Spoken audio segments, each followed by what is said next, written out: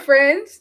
My name is Lyric Hunter, as always, and you are listening to the Maps and Graps podcast, episode 8. I can't believe I'm already on episode 8. Like, this was just like a really good or bad idea, depending on who you ask, a couple weeks ago. And like, I'm just like, now this is just my weekly routine and recording this. And I have such a blast doing this show because I feel like it pushes me to watch more wrestling and study more wrestling, which is never a bad thing over here.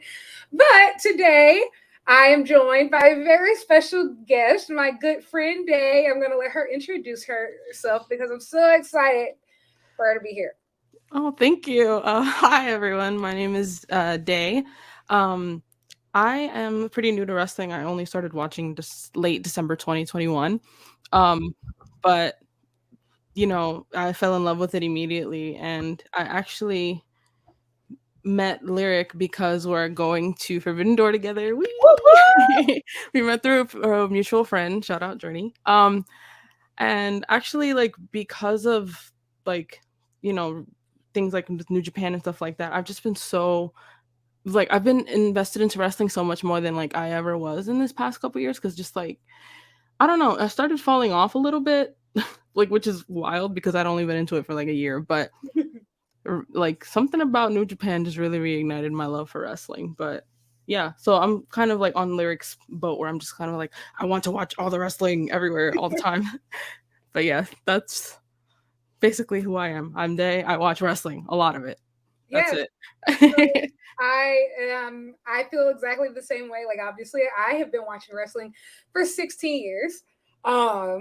But I have only recently just started like exploring wrestling, like all sides of it. I have like this goofy smile on my face because I just fucking love it. Um, and That's so cute though. thanks. But recently, like just getting into Japanese wrestling has honestly changed my life. Like I love reading about it, love writing about it, love watching it. It's just been a big thing. And New Japan has been like the apple of my eye recently too. I still love you, AEW. You have my heart still, but New Japan this year has been killing Cooking. it. The first, actually, the time that we met in person was at New Japan Capital Collision. That's right. Great show. And so before we get into this episode, which is going to be a summer preview, there's so many great shows that's going to be happening this summer across New Japan, across Stardom, across AEW, across the Indies. And we just want to just get briefly into some of them. So obviously, some of these shows will get their own preview episode or recap episode later because they're so big, namely like the Forbidden Doors of the world. And so we're going to get deep into it, but this is a perfect time to talk about who do we think are going to be the MVPs of the summer, who are going to be breakout stars, what are some of the dream matches we would like to see in a perfect world. But before I get into any of that, there has actually been quite a lot that's happened in the last couple of days in the New Japan Oof. world, namely Best of the Super Juniors tournament since my last episode, as well as the New Japan Resurgence show, which obviously these episodes come out on Thursday, but we're recording this on a Monday, so that means that show was actually last night, so not even the full 24 hours ago for us. So let's get right into it, starting with Best of the Super Juniors. This tournament has cranked up the heat. Like it started off a lot of fun and it's been a lot of fun, but these last couple nights, I feel like everybody has brought it. Like, Yeah. can you agree on that? I feel like Absolutely. not even just Absolutely. the people that we expect to have the banger matches, not even just the speedballs of the world, not even just the Leo Rushes. I feel like everybody bought it. And so, what have been some of your favorite matches of the tournament? Like, who have you had your eye on? I have to say, like, obviously we know that like Hiromu Takahashi is him. Like, that's period point blank. And I know this was the very first match of the tournament, but Hiromu versus Speedball was such like so good. that's how you open up a tournament. Like that It's been in my mind since it happened. Like I woke up at 5 in the morning for that. I was like, no way, am I miss? I need to watch this live, and I was not disappointed. And it's just like that was kind of like the standout match for me. And it's kind of a cop out answer because it was the very first match of the tournament, but it just really like left an impact on me. Because like this is my first battle of Super Junior that I'm ever experiencing. And like I said, that's a hell of a way to open up a tournament. It was just so good. I also really enjoyed um gosh, I'm trying to remember. Um God, there were so many good matches. Like I can't even like It's been a ton, so don't feel bad for not being like I'm actually going through my Twitter right now to like pull up because I know I've been tweeting about all of them. yeah, you have. I wish I could be I could have like I could be as like organized as that, but like sometimes I'll start a thread and I just get so lost in the show that I completely forget to update my thread just because I'm like so into it. I have to write it down or else I'm going to forget. Man, I'm just yeah, like I'm so like terrible at Mhm. like, remembering things. I Yeah. have to write it down just I so I felt can have that. like some recollection of like, and also like the nights start to bleed together too. So it's just like I need to know like, okay, this one was this day, so this one was night. So, Yeah. yeah, by night three, it's like all the nights just start to like Yeah. together. Yeah. Yeah. Oh, I thought of another one. El Desperado versus Yo Oh was yeah, so good and I love that match especially because I feel like it brought out the like inner charisma that like I don't know much about Yo, but from what I've heard other people say, he was just kind of there for a lot of people. But watching that match, like I would never think that. Like it just brought in he just oh my god, he just like exploded with charisma. Like when he kissed Despy on the head and like he was just playing around with Despy the entire time and like I don't it just I really enjoyed their dynamic in that match. So that's also another standout for me. yeah. I feel like so for Yo specifically, I feel like he started to have his coming out party last at the very end of last year Hmm. in Junior Tag League when he teamed up with Leo Rush, and you'll hear commentary talking about it a lot. Like he learned a lot of charisma from Hmm. Leo Rush, and ever since I don't know what really occurred, but ever since Junior Tag League, those two teaming up, they obviously wrestled Akira and TJP at Wrestle Kingdom. They lost. But ever since, and I'd say for both of them, it's just been like the switch clicked for them both as singles wrestlers as well, but especially Yo. Like, I think I tweet this every time Yo wrestles. I have no idea what he's doing. I have idea what he's doing. I have no idea what he's about to talk about to say. I have no idea what he's about to do, say, wear, Hmm. um, act like. He just and it's like when Yo just shakes his head, he's just like, I'm like, No, you're right though. You're right. Like he's very unpredictable lately, or I guess from what I've seen again. But like, I love that though. I love it. Like I love when I don't know what you're gonna do because it keeps me on my toes and it's exciting for me. So he's definitely somebody that like I've enjoyed watching. Like he first caught my eye when the very first like this was my introduction to New Japan was going to Rumble on 44th Street with my friend Hannah. Um we were going for her birthday. I had never watched any New Japan ever. And I just accompanied her to the show and I fell in love. I was like, this is incredible. Like, oh my God. And then I saw Yo and I was like, who's this little man? And then I Google him and he's like almost 40 or is 40. And I'm like, what? isn't that crazy? Yeah. So I was like, but he was awesome then. And I'm just kind of like seeing him like then like he was just kind of like there, he was cool but like he was there, and seeing him now I'm like whoa, like this is a completely different guy. So I've loved seeing his growth like in this tournament because it's oh like he's really somebody that I got my eye on for sure. Yeah, people. I feel like different people have grown on me at different times. Like, okay, now that I have it all pulled up, well, I think this was night 8. Speedball versus Doki. Doki made me into a believer during this tournament. I don't think I will really. Obviously, I'd seen Doki matches, but they had never Hmm. really stood out to me. And maybe I just hadn't seen enough singles Doki Mhm. matches. Typically, like he's in, tag or multi-man situation with the other just five guys. But that Doki Choki move, brilliant.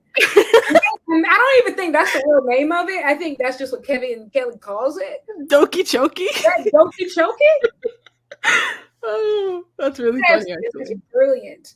Um, Speedball has been amazing.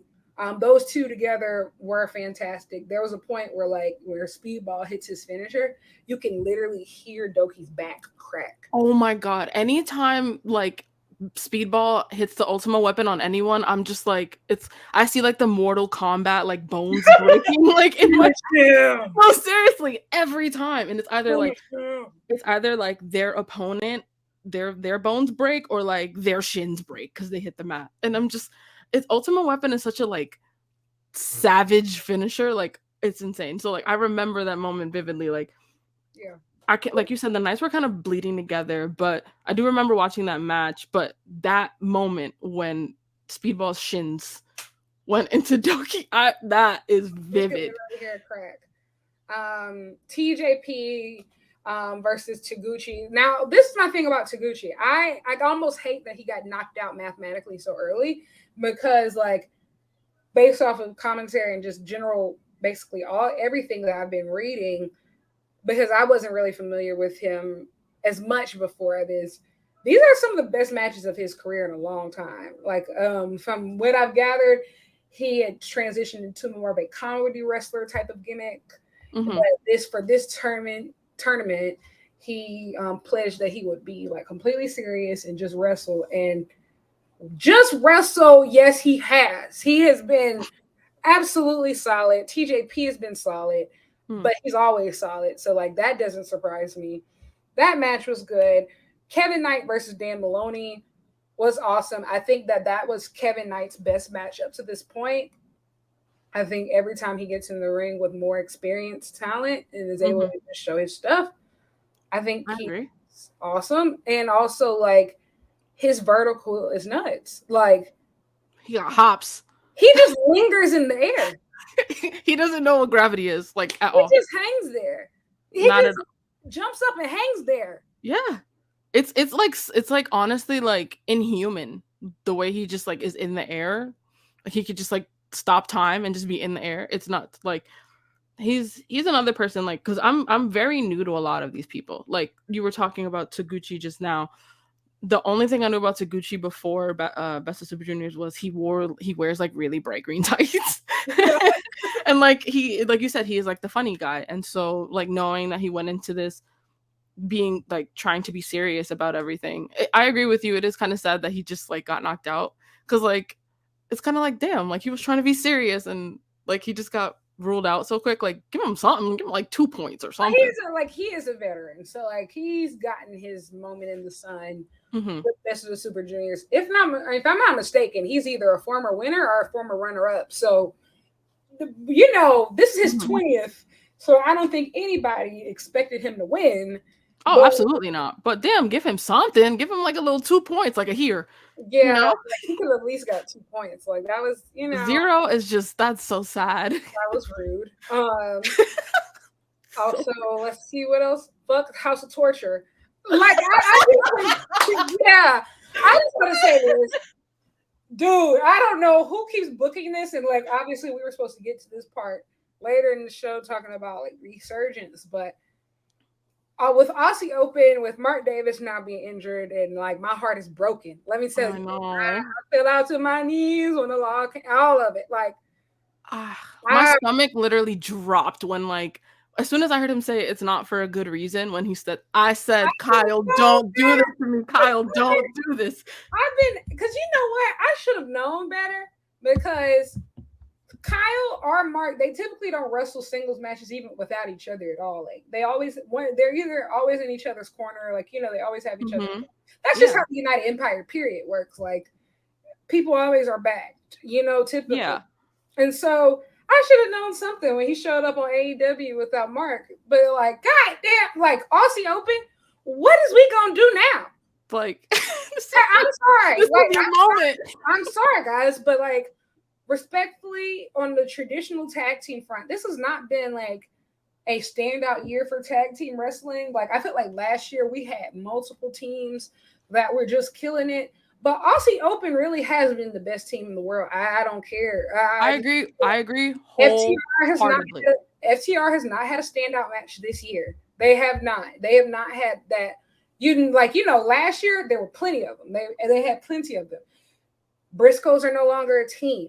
We're really sad about it. I got my rest in peace Jay Briscoe shirt on right now. Rest in peace to So him. like, and then like Swerve and Our Glory no longer a tag team. The Acclaim in the trios division. Like I just who we have as a tag team. Okada and Tanahashi. They're a trio now with Ishii. So Yep. what is we gonna do? I don't know.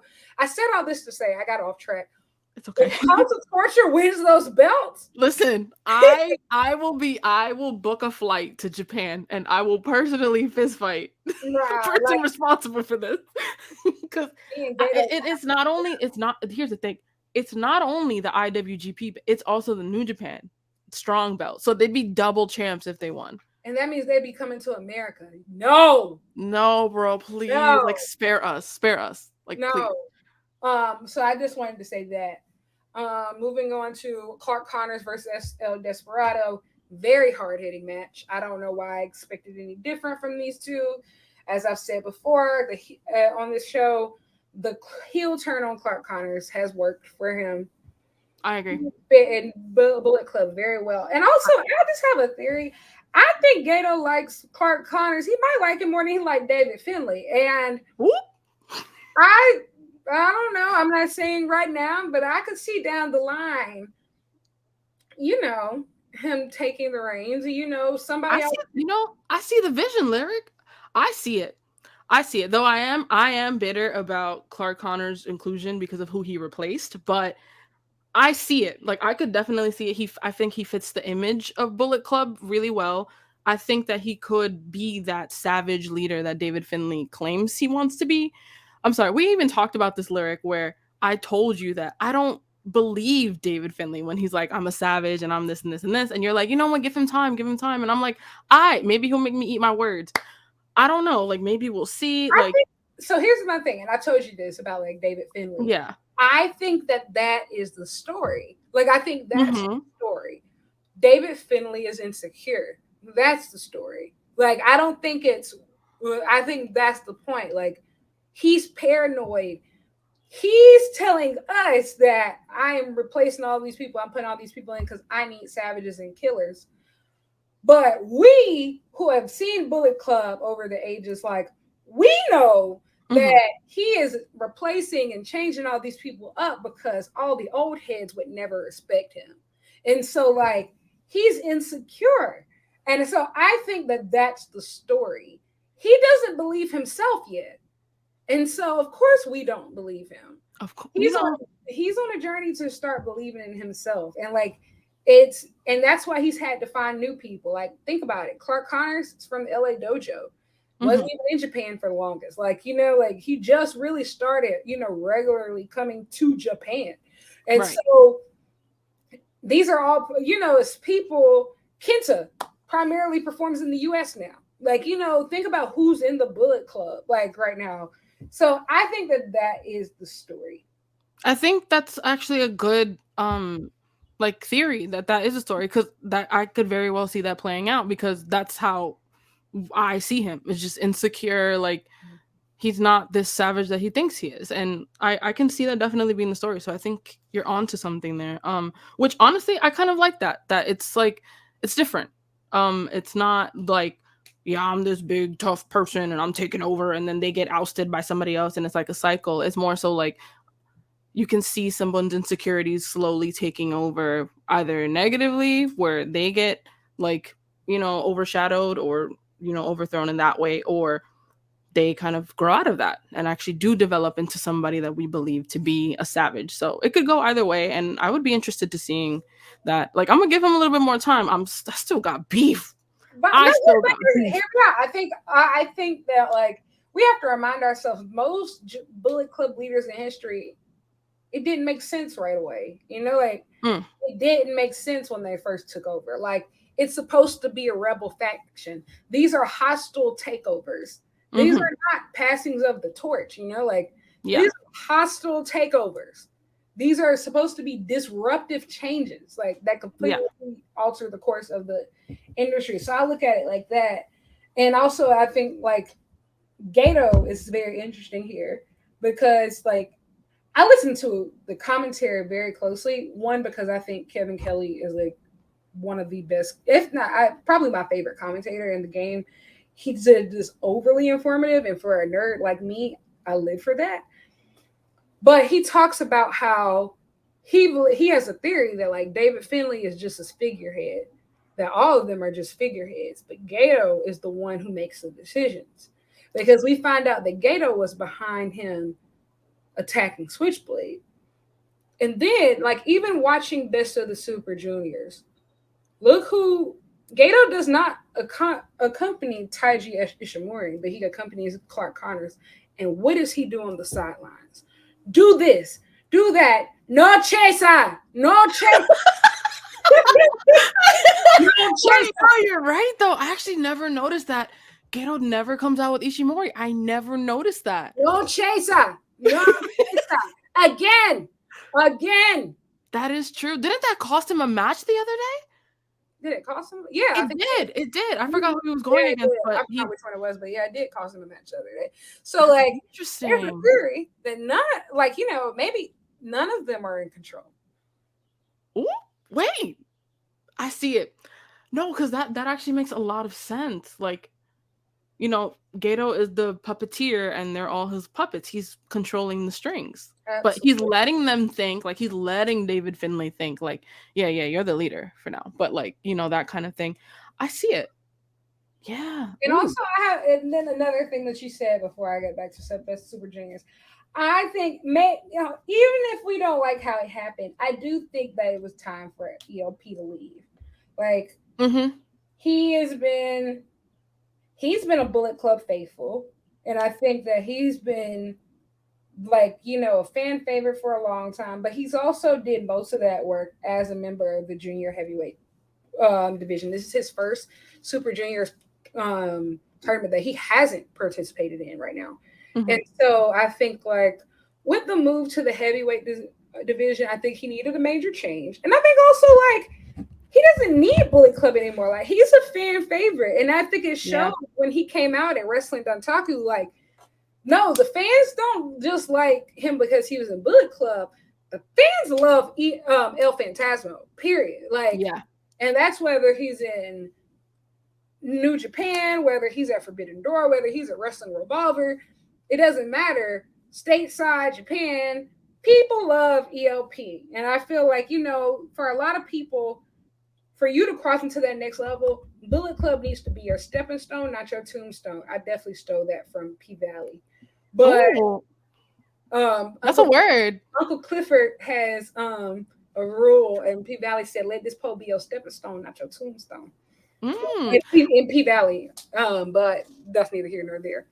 I mean, here's the thing is I know like I'm a pretty new fan to El Phantasmo. Like I only really started paying attention to him after um Sakura Genesis when he got kicked out. Like Mm-hmm. I knew about him because I obviously went to Rumble and I saw his entrance and I was like, that motherfucker's cool. Wait, can we curse? Okay, good. I don't want to like whatever. But yeah, I saw him and I was like, that motherfucker cool because like he had this neon jacket or whatever. And then I saw he got kicked out of like Bullet Club at Sakura Genesis. Sakura Genesis was it? Yeah. Mm-hmm. And I felt so bad because of the way it happened. Because like, especially like the Ishimori part, like that messed me up. I was like, That that was was foul. messy. It was foul. I'm not saying that it should have happened like that. That was Yeah, but I do agree that um it was time for him to leave, especially because like I remember seeing clips like after I went back to watch after Sakura Genesis, he had those like little moments where he was exhibiting quote unquote face behaviors, like giving t-shirts to kids or like patting kids on the head, like being nice to the fans, and like people really liked that. And I just think ELP is just an easy person to like an easy scary. wrestler to like. So I do like the face turn, like I love it. I'm here for it. It's just the way it happened was real foul, but like I get it. It's it's character development, which I always love, and I'm just excited to see where he goes from here, honestly, because he's definitely one of my favorites for sure. You know this. Well, we don't have too much longer to find out. Dominion is soon. We'll be talking about that. But moving on to the rest of night eight, we had, oh yeah, Titan pinned Leo Rush. That was a great match. That was a great match, and I did not expect Titan to win. And also, Titan has also picked up quite a few wins. Kevin Kelly did talk about this on commentary of just like he's been picking up wins, but it's also been kind of like low key because I guess a lot of people. I feel like there's a few people in this tournament that very few people have been paying attention to, Mm. and he's definitely one of them. Of just like blink, and he's already picked up what 4 or so wins, and nobody was really paying attention. And then the last match. Oh wait, no, that wasn't the last match of the night. This felt like the last match of the night because it was so good. The nights are blurring together. And that was Kushida versus Hiromu. Oh my god. Bro, wait, that the one? That's the one where they ended up outside, right? Yes. Bro, I was like, why are we in the grass? What's going on? That was nuts. And you want to know what's crazy? That was right after, and I kid you, not right after. Yeah, it was a solid 6 to 8 hours right after Dynamite went off. We just saw Roderick Strong and Chris Jericho end up outside. Yes.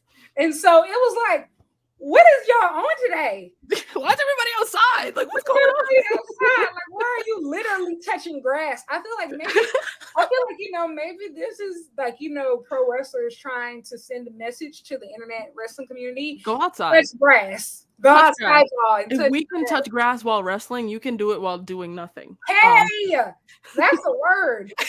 That's the word. No, for real. Like, some of these wrestling fans really do need to touch grass. Like, yeah, some of y'all really do need to touch grass. Dead ass. Oof.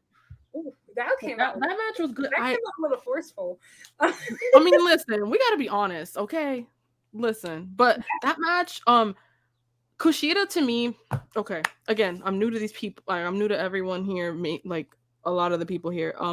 But I look at him and I just see like a big bear of a man. Like, he just looks so sweet in the face, right? Not in this match, baby. Not in the match with Hiromu. They were on fire. Like, it was, I feel like that brought out something that I personally haven't seen out of Kushida, even though I haven't seen much of him, but like it didn't make me think of him as like a little bear of a man. Like, I'm just like, okay, he got a little savage in him. Okay, like he got hands. So I really enjoyed that match. It was just like, I just enjoy anything that Hiromu Takahashi does, to be honest. Like, he's also another one of my favorites. Like, I love him. He's cunt. He's camp. He's everything. Like, yeah, that's a great way to describe him. Actually, like, he's very camp. He's very camp. Very camp. I felt I love this match. So the thing about Kushida, I think one, there's two things happening in this match. Like, so number one, Kushida, this is his first tournament in 5 years. He went off to WWE, and like many Japanese talent, he was mismanaged very poorly. Mm-hmm. And I feel like Kushida lost his confidence while he was in WWE, with how he was treated, like, how he was booked. And also, like, he wasn't treated like the star that he was, in Japan. I think he lost a lot of that type of confidence that he had, because he was just so beloved in Japan. And so I feel like this showing in the Best of the Super Junior, I feel like he's gotten some of that confidence back from, obviously teaming up with Kevin Knight and being, junior tag champ. But as a singles wrestler, I feel like he definitely has something out to prove to like gain that back, some of that confidence. And I feel like even though he hasn't gained a lot of wins in this tournament, I feel like based off match quality, I hope that he's gained some of that confidence, because he's been absolutely unbelievable as a wrestler. But on the second thing about Kushida is that when it comes to him and Hiromu, it's very much so kind of like an Okada Tanahashi situation. So Kushida is the former ace of the junior heavyweight division. Like, that former winner of the Best of the Super Junior tournament, former champion, the former face of that division. But when Kushida goes off to WWE, Who steps into that role and becomes the new ace? And none other than Hiromu Takahashi. So this is like one Mm. of those matchups to where it's like current ace versus former ace, and everybody's out to prove that they are the one true ace. Like like that they See that puts a different like because I didn't know that about Kushida. I didn't know he was like the ace of the yeah, junior heavyweight. Yeah, I didn't know he was him. use it. I wasn't familiar with his game. I owe him an apology. My apologies. I wasn't familiar with your game. No, seriously, my apologies, Katrina, but like that puts such a different dynamic on that match. Like it honestly makes me love it even more, knowing that like those were the stakes, like low key, but also kind of high key. So wow, I actually didn't know that. Thank you for that tidbit there. But yeah, it also makes me see Kushida in a different like. Like I said, I only saw him as like a little bear of a man, but knowing that he was him, I'm like, Use okay, him. all right, let me put some respect on your name, sir. I apologize. Use him. Yeah, that night, honestly, if it was up to me, that would have probably been the closer. But hey, it's not up to me. But I will say, I tweeted this. I said I think that was the best match that I've ever seen with a count out finish. Um, Oh yeah, it was a count out finish. Oh my god. and Hiromu rolls back in at the last minute because she can't get up. Chef's kiss. Art. That's cinema. That's in-ring storytelling. Okay. Ooh. That's cinema. I was so shocked to see a count out. Like I feel like I never like maybe it's the wrestling that I watch, but I feel like I rarely ever see a count out, and I love this. Honestly, like obviously I don't want to see it all the time because then it'd get wore out. Like, yeah, but the way that was done, like that was perfect. Kushida was like right there, and then right as he said 20, he fell right off the ape. Like he was right. Oh, chef's kiss. Oh my god. That was perfect. We saw another count out finish at Resurgence, but we can talk about that a little later. Mm-hmm. But yes, there was one match after this, and actually was really good. I don't think it was as good as the match right before, but it actually was really good. And that was Robbie Eagles versus Master Wato.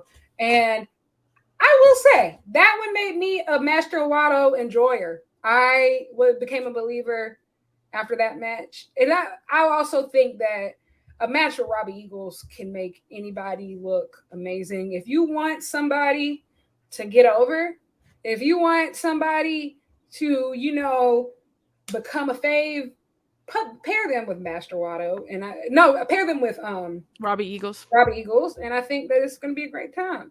Yeah, I mean, I might have to agree with you. I think Master Wato was also somebody that I didn't really look at much. Like, I more so like I paid more attention to Robbie because something about Robbie's kind of magnetic to me, and I really enjoy watching him. Robbie! Oi, oi, oi! But like, I really love Robbie, and so, but so obviously I'm gonna watch all of his matches, or go out of my way to especially watch his matches. And so, watching that match with Master Wato, I was like, okay, exactly what you said. Like, it made me a Master Wato enjoyer. Now I'm kind of like, okay, I'm gonna keep an eye on him too because he ate, like, like, and he was just somebody that I didn't really look at much. Other than the fact that he has like a bang, and I was like, okay, he got a little bang. All right, cool. Yeah, he got the little bang. Like, I'm a very visual person, so like that's how people catch my eye is like what they look like. So that's what I first saw of him. But yeah, for sure, like that match with Master, like I do agree that the Kushida Takahashi match should have been the main because like the way that ended, I feel like that would have been mwah, to end it like that. But yeah, that was a really good match as well. It was like, how long was it? Like 19 minutes or something like that? It was pretty long. Like, you got to think they did, like, go to Canada and back during that match. Like, they did go all around the world. They went outside, they went up, down, or bring it around town.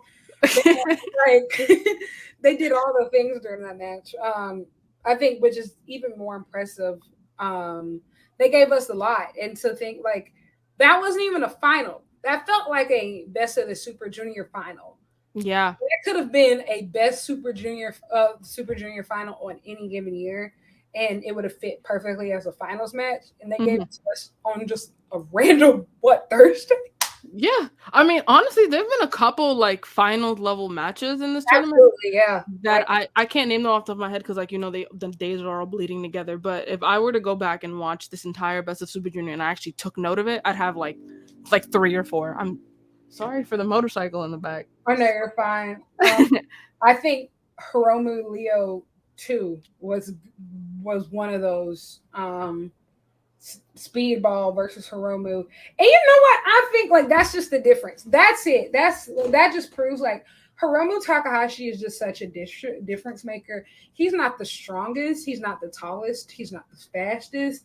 He's not the best technician of any of these wrestlers. But he is like such a total package to where, and I think he's just such a big match performer because like when I think of those some of the best matches of the tournament that could have been finals, and I think of typically his matches with his some of the people in the tournament because that's just what he does. Like he's that, and it just proves why he's the face of that division and Mm-hmm. why he's the champion. I don't want him to win Best of the Super Juniors. Like 3 times is more than enough. Yeah. I love how in each of these matches, even if he loses, like you can tell why he's the champion, and yeah, he's just been incredible, as always. Mm-hmm. Um, Doki and Taguchi had a great night. Also, I got it wrong. That was not night 8. That was night 6. I'm sorry. Night 7. Doki and Taguchi had a great match. Like I said, Taguchi has been really great this entire match, and so is Doki. Great guy, great stuff from both guys. Mm-hmm. Oh yeah, so the Robbie Eagles Kevin Knight match. I loved that. They cooked. I loved that. They So cooked. I loved it. it was really cool because like 2 nights before that, Robbie had been on commentary and he had been talking about how yeah, Kevin Knight needs to work on his mat work. If I was his trainer, we would be working on this, and he was just like this. And then when Kevin Knight got on commentary like the next night, he was like, I heard what Robbie said, and I can't wait to show him what I got and what I can really do in our match. And then Yep. we had the match, and it was just like, oh, like what you gonna get into now? Yeah, they were a little saucy before the match. I don't know if you heard their exchange before they started wrestling. I was like, okay. It was only 8 minutes, but like it was really, really good. Like I loved it. I said, what did one thing I wrote on Twitter, I said, Robbie's ability to go twist up a grown man that tall into a pretzel is impressive. Um, his technical wrestling game is like on such a different level to the point to where I'm really glad that him and Zack Sabre Jr. are on the same team Yes. because I don't think we could even fathom nor handle if these two were ever opponents. Because Honestly, I'd give a kidney. I'd give a kidney. I'd give a kidney. If you're listening, anyone, free kidney. Cause like I would love to see that. I mean, I know, like you said, that we wouldn't be able to handle it, but that's why I want it. Cause I like know I would go bonkers bananas if I ever saw that match. yeah, like I think that they would honestly. This actually happened some point. I forgot who did it. It might have been him, but I think it was somebody else. Somebody put their submission hold in so tight that they needed at the end of the match they needed the refs to help them untangle their legs. So, Oh and my god. I think that would happen to Zack Sabre Jr. and Robbie Eagles. Like I think that they would get so tied up into like this big TMBK pretzel. Where My favorite pretzel. hey, where they would need help Yeah. to untangle. They like when we talk about the best technical wrestlers in the world. Don't get me wrong, Bryan Danielson is great. Zack Sabre Jr. is great. Claudio's great. Jonathan Gresham is great. I think Robbie Eagles needs to be in that conversation as top 5 because between this year alone, ever since he's joined like TMDK, I've seen this man do things that I have never seen before in professional wrestling. And Really? I'm not even talking about, and that's saying something because he's not, don't get me wrong, he can do some aerial work, he can fly, Yeah. but I'm talking about all mat stuff, like all just mat submission maneuvers, like all stuff on the mat, on the ground. Like he's nuts. Absolutely. Like This man called himself the Limb Reaper. What? That's hard as fuck, yo. That's hard. That's hard. When he called himself that, I said, nah, bro. I gotta stand. I have to stand because he lives up to the name. He lives up to the name. And I Right. think like he neutralized Kevin Knight, especially because Kevin Knight, primarily does depend on his aerial offense and like his hops. He went after them legs, child. He went after them legs. He he, Mhm. he broke him down. And Yeah. I think he's so mm, Yeah, he needs to he's definitely, like, underrated in the technical wrestler talk. Not enough people talk about Robbie Eagles as, like, mat work because he's insane, and we need to talk about Robbie Eagles more as a society, as a people. absolutely. I concur. Amen. Hear you. Um, so Leah Rush versus Kushida was good. Very good match. I had seen them wrestle each other before WrestleMania weekend when they did the Multiverse United show. Those two had already went head to head. That Mhm. was pretty cool. Actually, did they? Was that them or was that Speedball versus Real? No, it was Leo versus Kushida because Speedball faced Tanahashi because Will Ospreay was injured. Anyway, y'all didn't need all that. Uh, moving on, Yo had once again blown me away with his postmodernist era. Um, Taiji Ishimori and Speedball had one hell of a match Mhm. before his injury. Taiji Ishimori, I think, was so underrated during this tournament. And to say that he's in Bullet Club had no backup, None. and he was killing it. He made Speedball tap out, which is incredible to That say. shocked me when he tapped when I was My like, jaw was "What?" my jaw was on the floor. Yeah, I was like, "He what?" Like, he I was too tapped? soon to speak. It was like when like it was. I will say every time that Speedball and Leo Rush have lost in this tournament, I have not seen it coming. Yeah, And exactly. move. Those three, whenever those three have lost in the tournament, I have not seen it coming. Yeah. Because I believe up until the point was it Ishimori that Mike Bailey lost to for the first time? Because like Mike Bailey had like a perfect record for a while. I'm trying to think of who he lost to first, but I can't remember. I can't either. Because he lost to Kushida and Ishimori only, so I don't remember who he lost to first. But I remember being shocked when like he first lost. I really thought he was gonna go like all the way and be completely perfect because like Mike Bailey's been absolutely insane.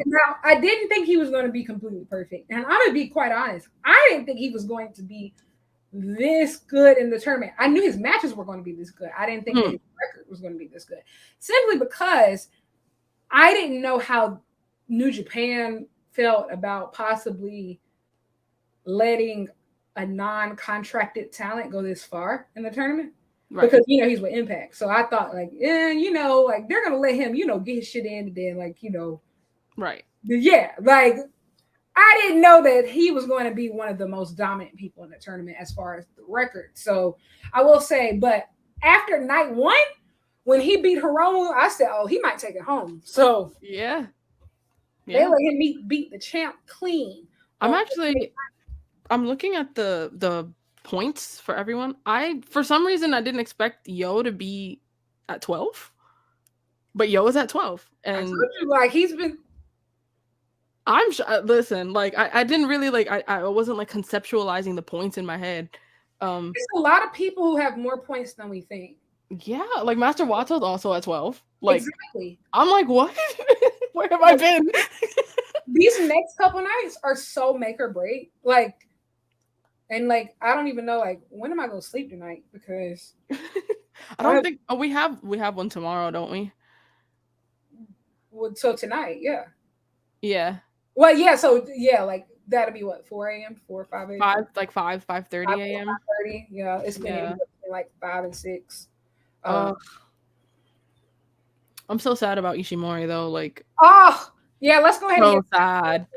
get to that night so we can just go ahead and get into like all the other stuff that we got to talk about because I'm gonna get sad because damn, I was upset. Yeah, it's the Forbidden Door season, man. Everybody's getting injured. It's the Forbidden Door curse. It's happening again. Terrible. I mean, I know it was like a spinal injury that he has, like a meniscus or something. Yeah, it's a neck injury, man. I So just hope he's okay. I hope it's nothing too serious because neck injuries are always scary. I think Like, he's gonna have to go into surgery, and I think he's in his 40s too. So um, I think yeah, if I'm not mistaken, I think he's 40. Um, I think so. Let me do a quick little. he looks great. Don't get me wrong, like all the 40-year-olds look freaking awesome. Yeah, Yeah, he's he's 40. 40. Mm-hmm. He looks awesome, but No, jacked, like literally jacked Jack, since he was born, like just Jack, freaking jacked. like all the 40-year-olds, this is like Kota Ibushi turned 41 yesterday, and it's just like, Insane to me that Kota Ibushi is 41 years old. Like, well, what? I think Brian Danielson turned 41 today too, and I'm like, Happy birthday to the goat. all the goats, like I just want y'all to know y'all look good as hell. Okay. Y'all look great. Y'all look Oh, great, and I need to step my game up because see, inspirations. why am I 25 and I get tired still walking up the steps. Okay, no, I can't go up a flight of steps without feeling like I'm breathing into a paper bag or something. Like, Yeah, I can't do it. So, like, we need to step up our game because, I know you bring in all your groceries on one trip. okay, I, bro. Ishimori brings like he brings the groceries in you with can one bring your finger groceries and my groceries in. and So his. Like it's insane how jacked he's at 40. Like, ugh. But I mean, but Tanahashi is 46 and like still jacked. like I mean this respectfully. Whenever Tanahashi like unzips his like jacket and like does the like the titty expose, it's one of like the best moments of my life. He does it on purpose. Like if you saw it Resurgence, he did it really slowly, like He knows what the people want, and the people want What is titty. this burlesque? Like, please. Wait, now I need Tanahashi and burlesque like style gear. Can we get that? Can we Gear work on makers. it? Can we get that? Like, Because can we work on that? Like, I I love don't that. know. When I saw him live and I saw him unzip it, and like I was like, I am blessed. I'm I know, blessed. right? So I woke up late for the most recent night of the tournament, but I woke up right in time for Eagles Maloney. So I did like I've seen them all the matches, but yeah, I'm just going in order. Sorry, guys. That match rocked. That match was stiff. Dan Maloney Ooh, versus Robbie Eagles was stiff. And Maloney won, which I was not expecting me either. at all. Just because one, Maloney's first year in the tournament, his first time doing something with New Japan. Obviously, he's been making waves on the UK wrestling scene for a very long time, but this is his big main opportunity. And like, this was a really cool one because United Empire and TMDK have been having their own little beef lately, Mm-hmm. and they just sent their best shooters. I don't know, like they really sent their best shooters for this. Okay. Like, they really sent their best shooters for this one and let them get it out. And this was crazy. They duked it out, honey. I'm almost positive they need to like do a rematch at some point because what was that about? Yeah. You felt that's what I'm saying. Is like I didn't watch the entire night, but from what I heard from my friends who did watch the whole night just felt so charged. It's Cork and Hall. It's that Cork and Hall special. Like it's just the energy in that venue is just always so crazy, but especially on this night during Best of Super Juniors, like that's on my bucket list. I gotta go to Cork and Hall. Like I just have to. I would love to go to like Cork and Hall and just experience that, like that energy, like you said, like a dream. It's a dream. So yeah, that one was insane. That energy was nuts. Leo Rush versus TJP, also very good. Oh, speaking of Leo Rush, that's what one of the matches is later today. We get Leo Rush versus Speedball. Wait, what? We are? Leo Rush versus Speedball. I am not missing that. I'm setting like 5 alarms. Like, yeah, I was like, yeah, I'm gonna have to get up for this one. Yeah, I was actually looking because like I'm looking at the whole like situation and I noticed that they hadn't wrestled yet. So I was like, we're gonna get that sometime, and that time is tonight. So wow, I'm very, very, very excited about that one. So then there was Kevin Knight versus Yo. That match was good. I will say there was a moment where I forgot what was happening. Yo tried to, I think, plunge Kevin Knight into the crowd, and rather than running into the crowd, Kevin Knight last minute jumped like 3 levels on the bleachers and landed on his feet. I said, "What the fuck? Like, seriously? No way. The hops are unreal. You gotta go back and watch it. I'm gonna what? Like that man is a walking highlight reel. Like a walking highlight reel. Like I'm like, how the hell did you end up here and not the NBA? Okay, bro. They missed out. Up next was Hiromu versus Ishimori. So that's when Ishimori got injured. And I mean, like, this guy is just such a champ. Like, he didn't want to stop. Like, he kept trying to get back up on his feet. The ref had to stop, which was 100% the right call because safety first. But Ishimori. Do you know when in the match he got injured? Like, what exactly happened? It's okay if you don't. I'm just wondering. You know what?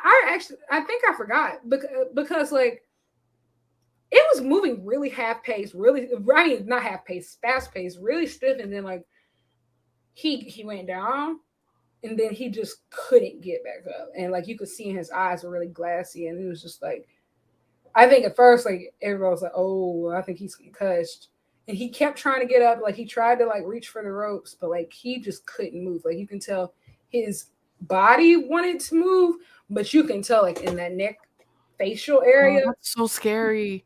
Couldn't, like he just couldn't do it, and so like they carted him out because like he was able to walk out on his own. Okay, that's good. On his own, but you could tell that it was more so of a head injury. So wishing him the absolute best. Yes, I hope he gets better soon. You've been awesome during this tournament. Incredible. Oh, and then the match of the night, I'm gonna save it. Actually, I'm gonna save this one, and I'm going to go back and talk about all the other matches that happened before that. Before I get to that one, because that one was amazing. Tom versus Doki. Okay, I will say, I will be honest. The rest of the matches were just okay. The only other match that was really a standout was Mike Bailey versus Taguchi. Amazing. The crowd was loud for Speedball versus Taguchi. They loved it. Gotta go back and watch that one too. Yes, that one is definitely one worth going back. So anyway, the main event, the match of the night. Woo! The match of the night. Francisco Akira versus El Desperado. Oh, on paper, I don't think I expected this match to be as good as it was, but goddamn, these two together are absolute magic. Desperado he tapped into like the side of him that I don't think we've seen before in this tournament. He went full murder mode. Oh, he went full murder mode. Like he was aggressive, he was unforgiving. He was punishing.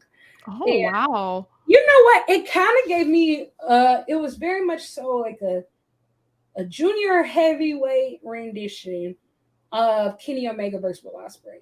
That's what it reminded me of. Like the one from Wrestle Kingdom? Yes. I can see that. El Desperado just being punishing and just punishing.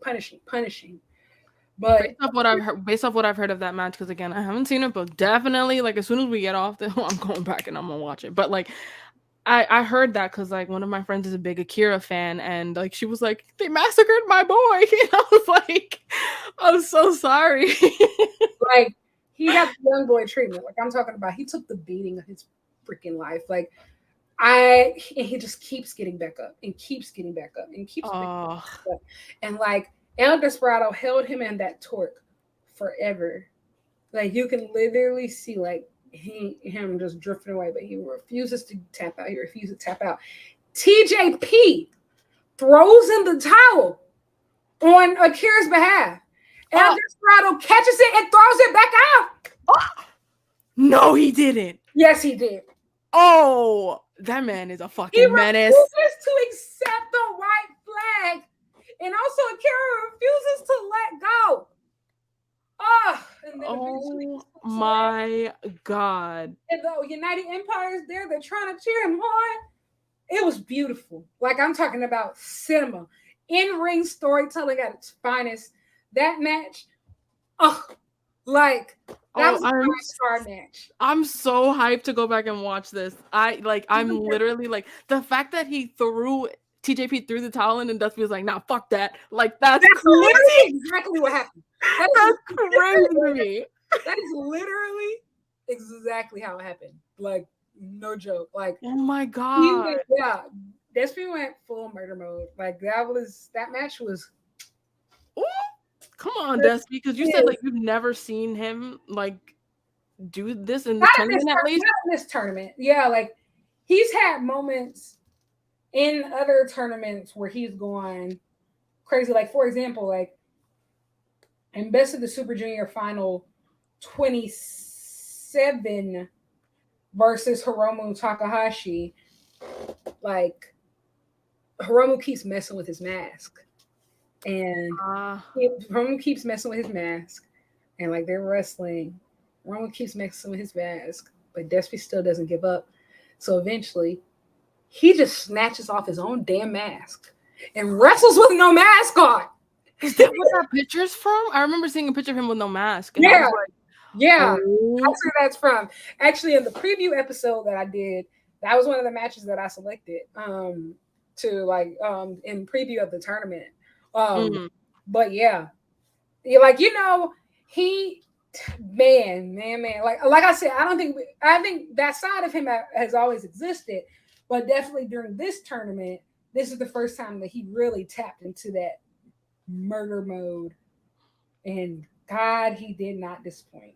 oh my god. I will say also, like, he's a very underrated guy, and he's waiting for his moment in the sun too, as far as it comes to finally winning the Best of the Super Juniors. Like, that's what I'm saying. Like, we're so late, but we're still so early. It's just like, because people are fighting for not just number one, but number two. Yeah. I mean, he's in a good position. He's tied with Yo and Master Water at 12. So like, it's like you said, these next few nights are going to be like make or break, and I wonder if he's going to keep tapping into that side of himself, like to really push forward. I wouldn't be shocked, especially because like if you want to win, then you gotta like go crazy, go stupid. I don't know what to tell you. Go crazy. Go stupid. Go crazy, go stupid. I don't know. And I think he is. I think he's really gonna go crazy, go stupid. And this was just the beginning. Like, so I can't wait for that. And I'm definitely going back and watching that because, whew. So that's Best of Super Juniors up to where we are. Everybody keep watching. Actually, I will be. I'm lying, because by the time you all hear this, we'll be in semifinals actually. So forget I said that. Make sure you watch the semifinals and the final. Yeah. Keep watching. Anywho, moving on to NJPW Strong Resurgence. That was last night in Long Beach, California at the Walter Pyramid. Very great show. We kicked off with that tag match. El Barbero, Cavanario, and Virus versus TMDK. That was not originally supposed to be the first match on the card, but because I don't know who was making decisions to let them people in late, they wanted to make sure they had as many people as possible in them seats before Mercedes' match, which was I understand. Mm-hmm. That was Mercedes was originally supposed to be the first match of the card, but whatever. That match was actually a really fun tag.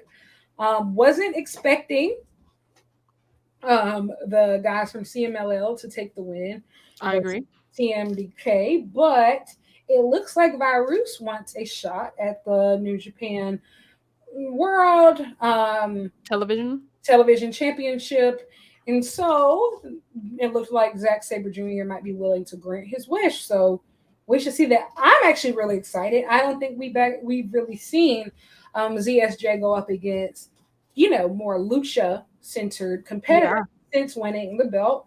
And so I'm excited to see him do it a little different. Show me something. Like, switch it up a little bit, Switch it up a little bit. Show me a little something. Yeah, I mean, I wasn't familiar with the two guys from CMLL, but when I saw that man come out in that Flintstone cosplay, I said, I'm in. Because, like, I thought that was, like, really entertaining. And, like you said, I wasn't expecting that win. Like, I really wasn't expecting it at all. But I really enjoyed the match, and it kind of like made me look forward to like kind of want to look into them a little more because it was just like I really enjoyed that match. It was very, shall I say, sports entertaining to me. I was very sport entertained.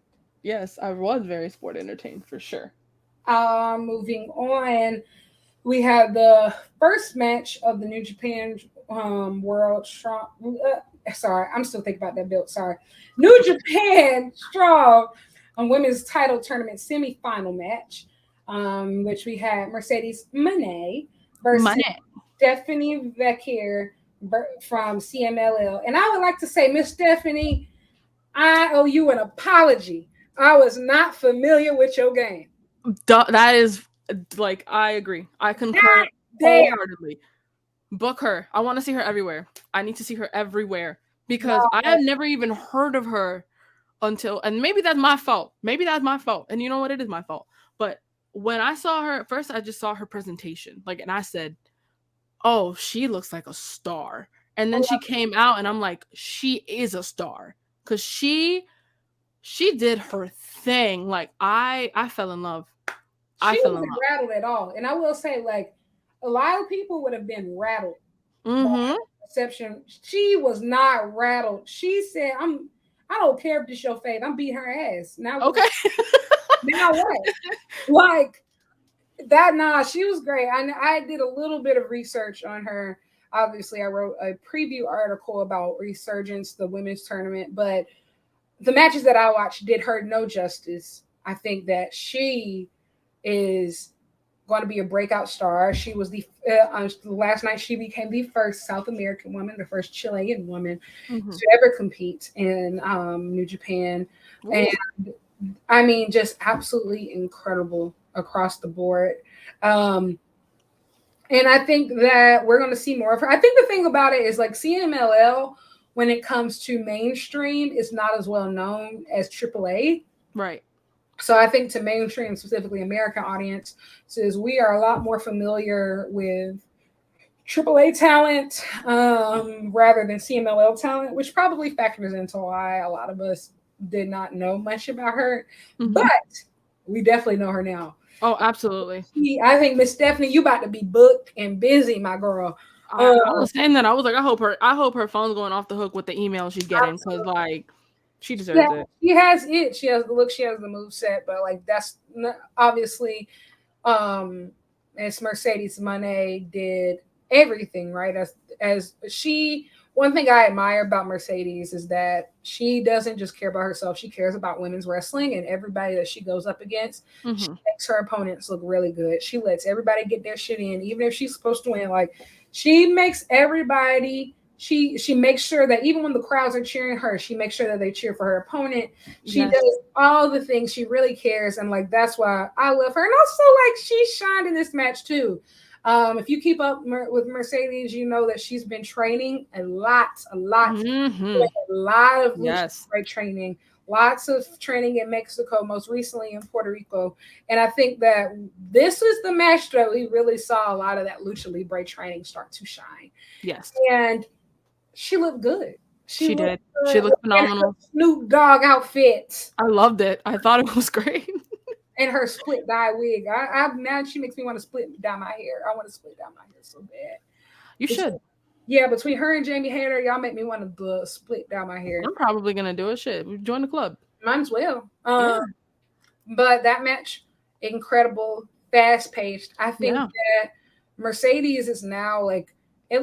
I think that these fast paced, high speed matches are becoming her thing. Like, and I think it's just proof that sometimes you don't need 20 minutes. Like sometimes you don't need Yeah. 30, 40 minutes. Like obviously those type of epics are amazing.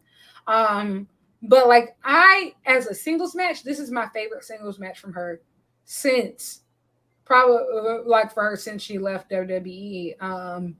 She just thrives in those highs. It shows all the things that she been training in that lucha libre style. This Mhm. match was awesome. Everybody shined. Moving on to the next match, semifinal match, Momo Kogo versus Willow Nightingale. Wow. Yeah. I wasn't familiar with Momo's work, but knowing what, like, I did research on her after, and like reading what other people were saying about her, and she usually is not the winner in Mhm. for for things. And she obviously didn't win this match, but a lot of people who are familiar with her were super impressed by her performance in this match. Like, they were shocked. They were like, "This is not the Momokogo I know." And It I blew can't up. speak on that, but you obviously can. Yeah, this was not the Momo Coco that I know. She's typically, the loser. She's typically the runt of the litter. She's typically the one who always in the tag matches and multi-woman matches. She's always the one who eats the pin. She's Hmm. typically the weakest link, honestly. Like that's how she's seen. And I like her best match up until this point was her match versus Azumi last year, and it was good, but this was great. Mm. That was good, but this was great. I have never seen that type of aggression from her. And maybe, I don't know, maybe she's just more suited to America. Maybe she just needed that dog in her. Maybe Willow just brought it out of her. I don't know. Because I will say, from a size perspective, she doesn't get to face um, opponents with that big of a size differential. Yeah. Stardom. So maybe like Willow with her strength and power that just activated that David versus Goliath in her. She just started going crazy. But also she's been having like a mini feud with Mariah May, who continues to pick on her for being a loser. And she even said it in her pre-match interviews Yeah, that she did. she wants to prove to Mariah May like that she deserves to be here. And Momo, you killed it, girl. Like you ate Mhm. it. She You ate ate that. that, mamas. You ate that, ma'am. She ate. Yeah, she did some stuff that, like, I don't know what the move is called, but she kind of picked her up where she looked like she was going for like a roll up, but then she did kind of like a Canadian destroyer kind of thing. It was near the turnbuckle. Oh, yeah. Oh my God. That move blew my mind. Yeah. Like, oh, I was like, Miss Momo. And I think Willow just did that. She just did an amazing job. I think Willow, I've never seen her look that strong. And I think Yeah. we've all gotten to see her grow rapidly, Yes. specifically over the past year. And like I said, heading into this, her best. I've said this before, but heading into this, her best match by far was that match with Athena in Ring of Honor this year. Oh, Oh, which is, I will say, still like one of the best women's matches this year, easily in any period. company. So to say that I think that she surpassed that last night with the two matches that she had, that's saying a lot. Yeah. Um, That was her. I mean, one thing about Willow is she'll never disappoint me. I love Willow. One thing is she's consistent, and she's been getting better and better and better. And like you said, yesterday was her moment. Both of those matches that she had ate them up. Like, if you didn't believe Willow Nightingale was a star, which I don't know how you couldn't, but if you didn't believe it and you watched those two matches, you have to truly believe in her now. and I think it was just so interesting. Like, we've always seen, like, I guess Willow be so this cute little baby face with, best of intentions and a big smile on her face and just happy to be here. Hmm. But like it was weird, but I was very welcome to seeing her so confident last night. She Yes. was just like, I'm here, I belong here, Hmm.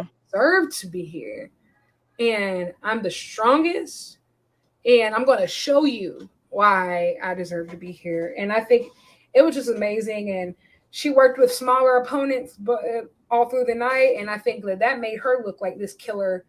And it was somebody said this on Twitter, but it's very reminiscent of like a modern day Aja Kong versus Manami Toyota. If you've never seen those matches, I guarantee you need to, because those are the foundation of everything the women's wrestling is. And when you saw and like you see the match specifically, and we can move on towards um, the other match later in the night, which is the Mercedes match, but you see like this incredible, fiery, smaller opponent going up against this unmovable force. Yes. And but Mercedes tries to fight back. Mercedes Willow just strikes her back down. Or That pounce was crazy. The you see, pounce, the pounce oh my was God, I was like, crazy. I said she not Mercedes in the next week. She really did. Like And you I know, thought Mercedes was gonna go through the ropes.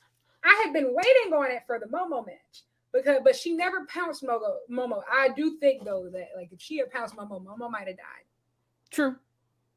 because Yeah. I think Momo is at least a solid 30 pounds lighter than Mercedes. So if Willow hit that pounce on Mm. Momo, We wouldn't see Momo wouldn't exist no more. She would have went into the space Momo time continuum. there would be no more Momo. No, Momo. Momo no more. Momo, no, Mo. No more Momo. That pounce was crazy, Crazy. crazy. I But said Willow Mercedes held her own though. She did. Like, I mean, of course she did. Like, she's Mercedes Monet, but like, obviously that size difference is, something to talk about. And I But don't think that we've ever. I don't think. I will say. I think that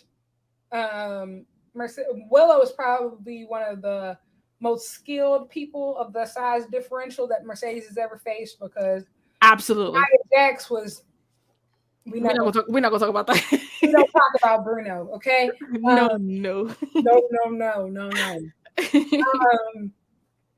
The chemistry was there, obviously. Wishing Mercedes the absolute best in her recovery. I think they said when's the recovery time for a broken ankle? Like 6 weeks. Like 6 weeks. So hopefully or quicker. So hopefully it's the the latter here. Hopefully we get to see her back in action soon. But hello, like the forbidden door. Hello, yeah, forbidden door. hello. It's not ever gonna be there or anything, Wink, Mercedes. wink. Like hey, wink, just wink. and even if you don't want to wrestle, just let me see your face. Just come out. You up on the girl list. Do something. Very much something. I'm trying to see something. Yeah, like even if you gotta come out in crutches, just come out in crutches and like just let us see you and then go back. It's fine. But truly, like all jokes aside, I think that we have never seen any woman in history, period, be this influential in professional wrestling. She influences culture. She influences other wrestlers, male and female, have talked about being influenced by her and how her matches and her moments and her career has inspired them to be wrestlers or inspired them to be better wrestlers. We have never. She's a needle mover. She puts asses in seats. She makes everybody step up their game. She makes everybody look incredible. She is her. Period. And I think you think about 2021. She was the first Black woman to main event WrestleMania, to being the first Black woman, the first Black person, first two Black people to main event a New Japan pay-per-view, which is more iconic in more ways than I can even put into words right now. Insanity. Insanity. Just absolute insanity. People don't understand the magnitude of like they don't understand the weight that match held. That Willow Nightingale versus Mercedes Moné, like not only just two Black people, two Black women main eventing a New Japan pay-per-view. Are you kidding me? And honestly, it's just like, and when you think about it in context of just, it took, what is it, over 50, 60 years for that to happen in WWE?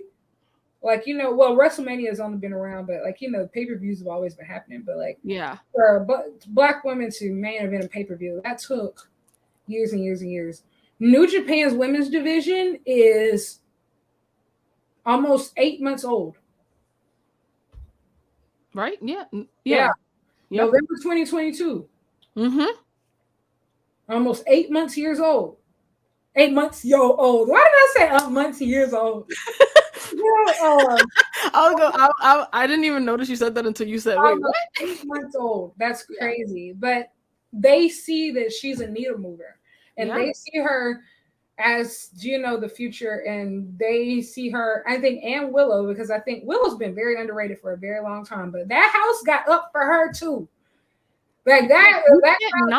I just, she's so infectious. Like, you can't not get up for Willow Nightingale. Like, she caught my attention because I saw her on AEW Dark when I first started getting into wrestling. I fell in love with her immediately because I was like, her smile, her personality, and then I saw her wrestling and I was like, I just love her. And then just like we talked about, seeing her growth to up until this moment where she became the first ever New Japan Strong Women's Champion. Like, it's I just can't explain how much that moment meant to me, to so many people, just seeing that happen. Like, it's unfortunate the way that it happened in the end, but like I I'm glad that Willow's getting her moment, as I, unfortunate as the happenings were. I agree. And I think that this moment has been very long overdue. Like, she had 3 TBS championship matches, or was it 4? I think, and lost them all. I think it was 3. Yeah, and then she lost, the Ring of Honor Women's World Championship match, which I think was the right call, because I think that, like, Athena is just On a roll. Athena is the best women's wrestler in the world right now. Period. In my opinion, like, there's nobody who's performing as often and as consistently as her, and that's that. I cannot argue with that. So, like, Athena is wrestling basically every single week and doing a kick-ass job. Nobody else is doing that. There are men world champions who are not doing that. this is true. There are several a lot of men. A lot of men Yeah. who are not doing that. Yep. And, like, let's just give it. The only person who really can stand toe to toe with Athena right now is Orange Cassidy. Okay, let's talk about it. Honest. Let's talk about it, because it's funny how the quote unquote lazy wrestler has like 21, now going to be 22 title defenses coming up on Wednesday. So, ain't that saying something? That's crazy. That's crazy. So yeah, I mean, defending on Wednesday and then defending again that weekend in a battle royal. He's nuts. Mind you, this man is almost 40. Crazy. Love insanity to me. Love him. He's why I'm here. I want him to be a world champion. And that's that on that. You're right. Heading back. Oh yeah, we did go out of order. Willow and Mercedes was the main event, by the way. Yes. But Juice Robinson defeats Fred Rosser. This match was freaking nuts. Insanity. It actually ended up being the longest match on the card. Really? It was 23 minutes long. It didn't feel like it. It didn't feel like it. It did not feel like it. It was a lot of shenanigans going on in that match. It was crazy with the nasty trash can and the garbage juice and it was just a lot happening. It was really great. Shout out to who was it? Ian Riccaboni. When Toni Storm came out and Fred Rosser kissed her, that was not consent. That was not consent. Yes. Shout out for y'all for how I was not a fan of that spot. A lot of people weren't fans of that spot, including the crowd. I do think it's a bit archaic, but yeah, shout out to Ian for immediately calling that out on commentary and saying that's not fucking cool. Yeah. Don't do that. I do think that he probably did clear it with her beforehand. Oh, absolutely. Yeah. I would hope. But yeah, that match was nuts. Toni Storm fits very well into all of this. I think that, people were saying on Twitter, but put her in Bullet Club Gold. I would love to see her. I would love to see more of her and Juice on television. That would be great. Like, some couples are cringy together, but some couples actually have great chemistry together on screen. Mm-hmm. They do. Like that closing shot of a bloody Juice with Toni sitting on top of him. I said, yeah. That's art. Yup. This is badass. Like I said, yeah. Yeah, I would love Toni Storm in Bullet Club. I think she's a great fit. You gotta think, and also Toni was the top foreigner in Japan for a long time. She is a former SWA world champion, SWA champion in Stardom, and she is also a former World of Stardom champion, which means she had that red belt. It was well known that she was. I didn't know that. She was Rossi's favorite. And so Toni was very, very much the top foreigner in Japan for quite a bit. And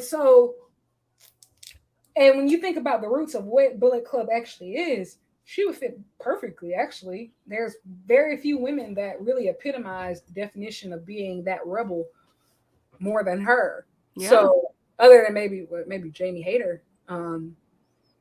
So yeah, like she was the top girl, and she was the top girl for a long time.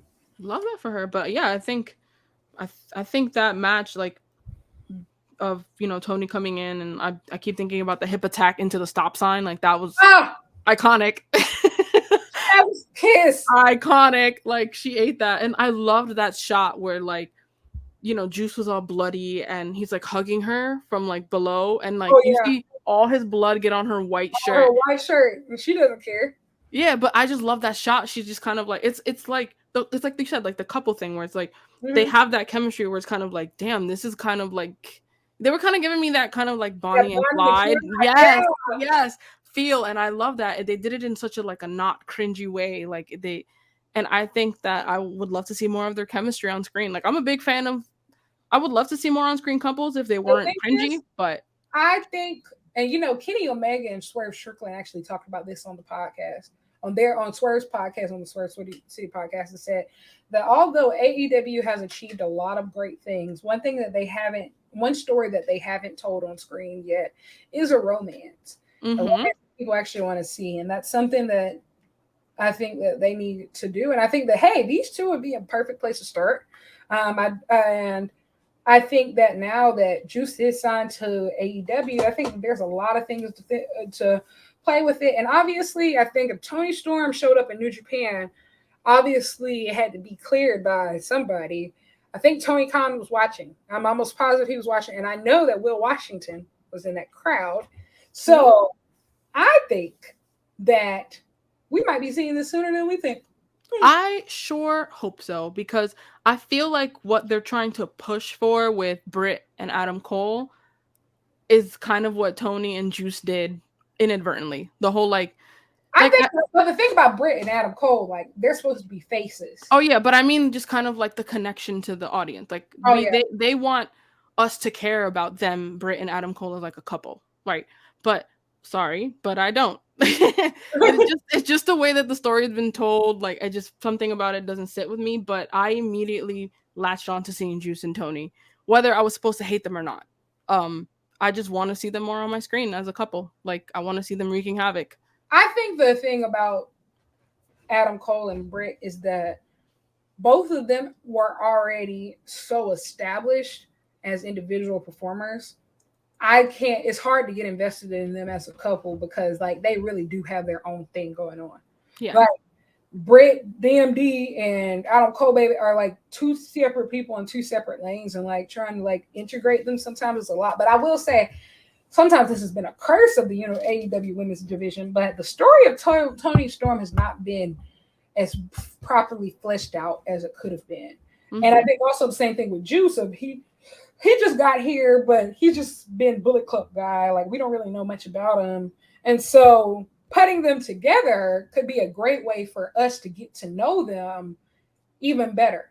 Yes. Like because I feel like Britain, like Adam Cole, are just so established. That's why I think, like honestly, after all this is over, I think that they're going to go right back to like being separate, and which is great. I think that they should. Um, Mm-hmm. but yeah, I Yeah. think that was fun. Moving on to the New Japan Strong Open Weight title match. Kenta versus Hikuleo. This one was nuts. Mm-hmm. Oh man, who was screaming like that? Like You heard it too. who was screaming like that? They thought Hikuleo. I want you to know, if you're listening to this, you're probably not, but somebody thought you were about to die. Yeah, somebody was very distraught in that crowd No, they yesterday. thought you were. No, it was Kenta. They thought you were about to kill Kenta, and then Kenta killed you, and then like that shriek. I said, "Girl, I was gonna." I said, "Have you never been to a wrestling match before?" I guess not, or maybe they just really love. Who was it they were shrieking for? They were scared. That was not a happy shriek. That was a, you're gonna commit murder right in front of me and right in front of my salad. Like, They should have been shrieking like that during the Juice and Fred match, because that was murder. but no, but he wasn't trying to drop him off from that thing. Like, Yeah, but to be fair, Hikuleo's like 50,000 feet tall, so like that was only like a 4 foot drop for him. but you got to think. Originally, it was supposed to be him who fell. It was supposed to be Kenta. Yeah, it wasn't. But see, I get the screaming for Kenta, because His like, tail fell all of 3 feet after, like, dude, yeah, long ass legs. Come on. yeah, he barely fell. Like, but that match was. I honestly, I don't know if it's like the noob in me, because I'm still kind of new to New Japan. I didn't think Kenta was gonna win that for some reason. I I didn't didn't know. think Kenta was gonna win that either, especially since he just lost the belt at Wrestling Dontaku. Yeah, But were the people on Twitter, they were like, "Oh, the hiring freeze must be over." If Hikuleo dropped that belt that quickly, because You saw what Tama tweeted. yeah. So He deleted it. He deleted it, but we saw it, Tama. rumors are that WWE has been interested in both of them for a while, but obviously they've been on a hiring freeze ever since being purchased by Endeavor. So I don't know what's going on with that because it didn't make sense. Like Hikuleo has been looking for his first singles title in New Japan for the longest. He finally gets it and then he drops it that quickly. So like, what's up with that? Maybe Yeah. he's leaving, maybe he's not, maybe there's something different for him. But like, I'm interested to see what's up where the Gorillas of Destiny. Um, we shall see. But the finish of that match was crazy. That was also another count out finish. That was actually Yes. really great count out finish. I typically don't like. I guess I don't want to say I typically don't like count out finishes. I think like respectfully, like so much growing up watching WWE, like count out finishes have been ruined for me. Mm. But it's I've never seen a thoughtful count out finish before now, but it's nice to see thoughtful count out finish. That one was really good. I liked it. Next was that crazy man tag team match with John Moxley, Wheeler Yuta, Shota Umino versus Okada, Rocky Romero, and Tomohiro Ishii. Man. Woo! Chile. Man, we had a time last night. Okay. Woo! One, it's great to see Mox back in New Japan. I've always felt Yeah. he just hits different there. Yuta, you little shit. I love it. He is such a little shit. Like I love every little bit of this era of Wheeler Yuta. I Showed agree. up, coming out to a different tunnel and he's doing his own thing. I love it because he's really trying to be his own man. Because Okada has been talking so much junk about like, yeah, you ain't that when your daddy ain't here. Like talking about was coming at him, bro. He was really. And so, especially at Wrestling Taco Show, he's trying to prove. And even like when Mox was trying to tag him, he was like, "No, I can handle it. I got Okada." Mm-hmm. It was really cool. Like he's trying to become his own man and stand up for himself. And I love that for him. man, he just kept going after Okada, and I was like, "Okada's gonna kill you." That's what I was saying when he was messing with him before Okada. Like to go full Kaito Kiyomiya on you, like he's going to come because it was like the way he was going after Okada. It was just like it was at the New Japan versus Noah Wrestle Kingdom show, and that 6-man tag where Kaito Kiyomiya, who I remember that. Yeah, who at the time was GHC heavyweight champion at Pro Wrestling Noah, just kept going after Okada and like kicking him in the face, and then eventually they got to shut the whole match down because these motherfuckers are scrapping, and it's just. And then Okada tried to calm down. Kaito comes back and say, "Nah, fuck that." And then it's just like, and then Okada and then Kaito's trying to challenge him to a singles match. Okada said, "I would never come wrestle that man." And then he just come up, and then he like try. They do the press conference for the Bye Bye Muda show. Mudo show. The Mudo Last Love. He had so many goodbye shows. Anyway, then you have like Okada doesn't even show up to the press conference. Then Kaito Kiyomiya, he has like a title defense. He's doing great. He's talking after it. It was awesome. Then Okada comes out of nowhere, lays him out in his house after his title defense. That was crazy. You said in his house?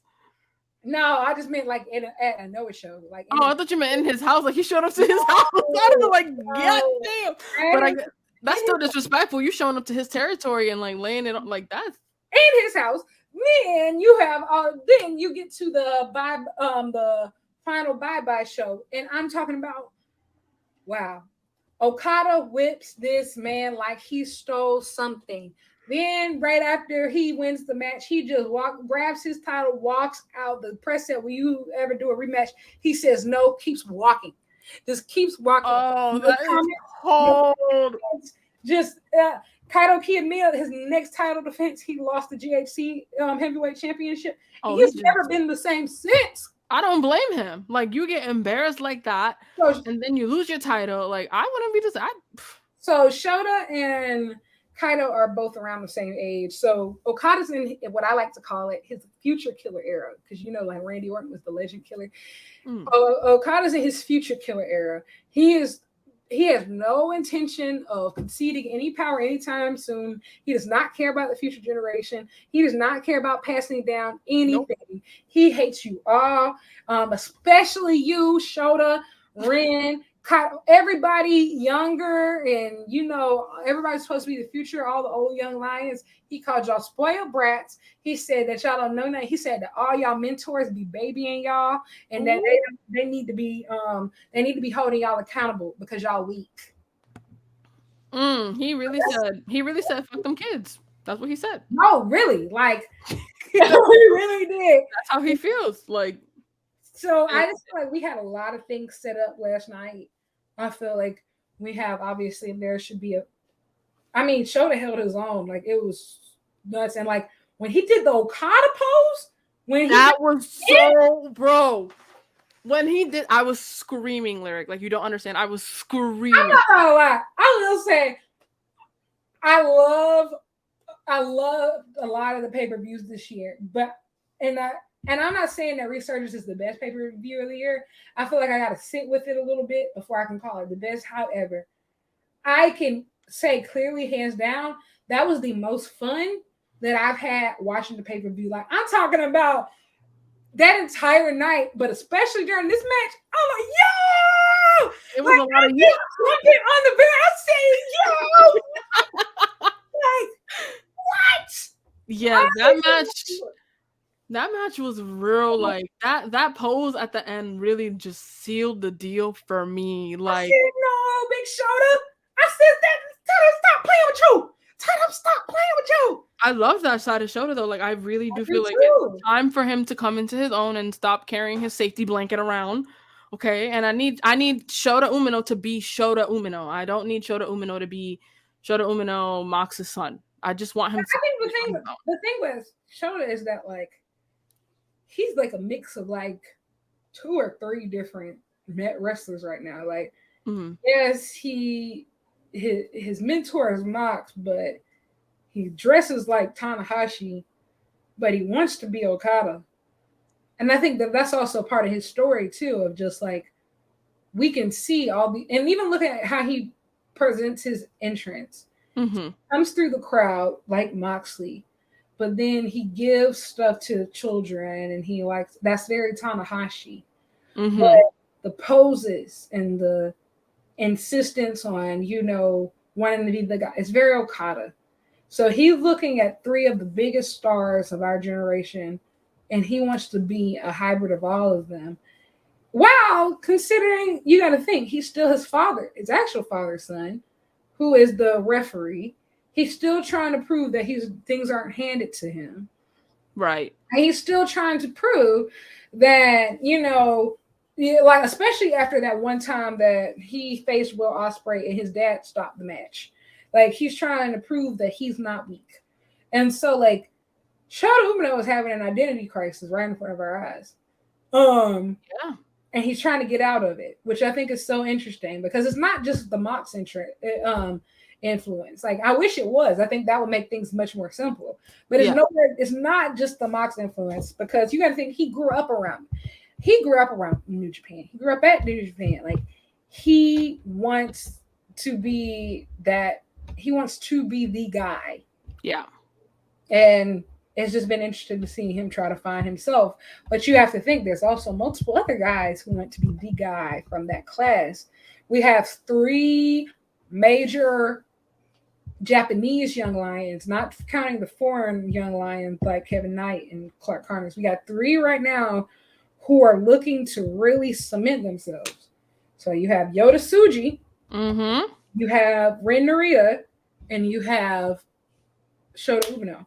Yeah. And so I think it's very interesting. And those are just the ones who've been coming back. Like, we still don't know if Yuya is going to come back. Obviously, he's having a great time at Impact. But if he comes back, that's going to make things even more interesting, because he's also a super charismatic character as well. So I just love this match. And also, Mox versus Okada at Forbidden Door, we need it.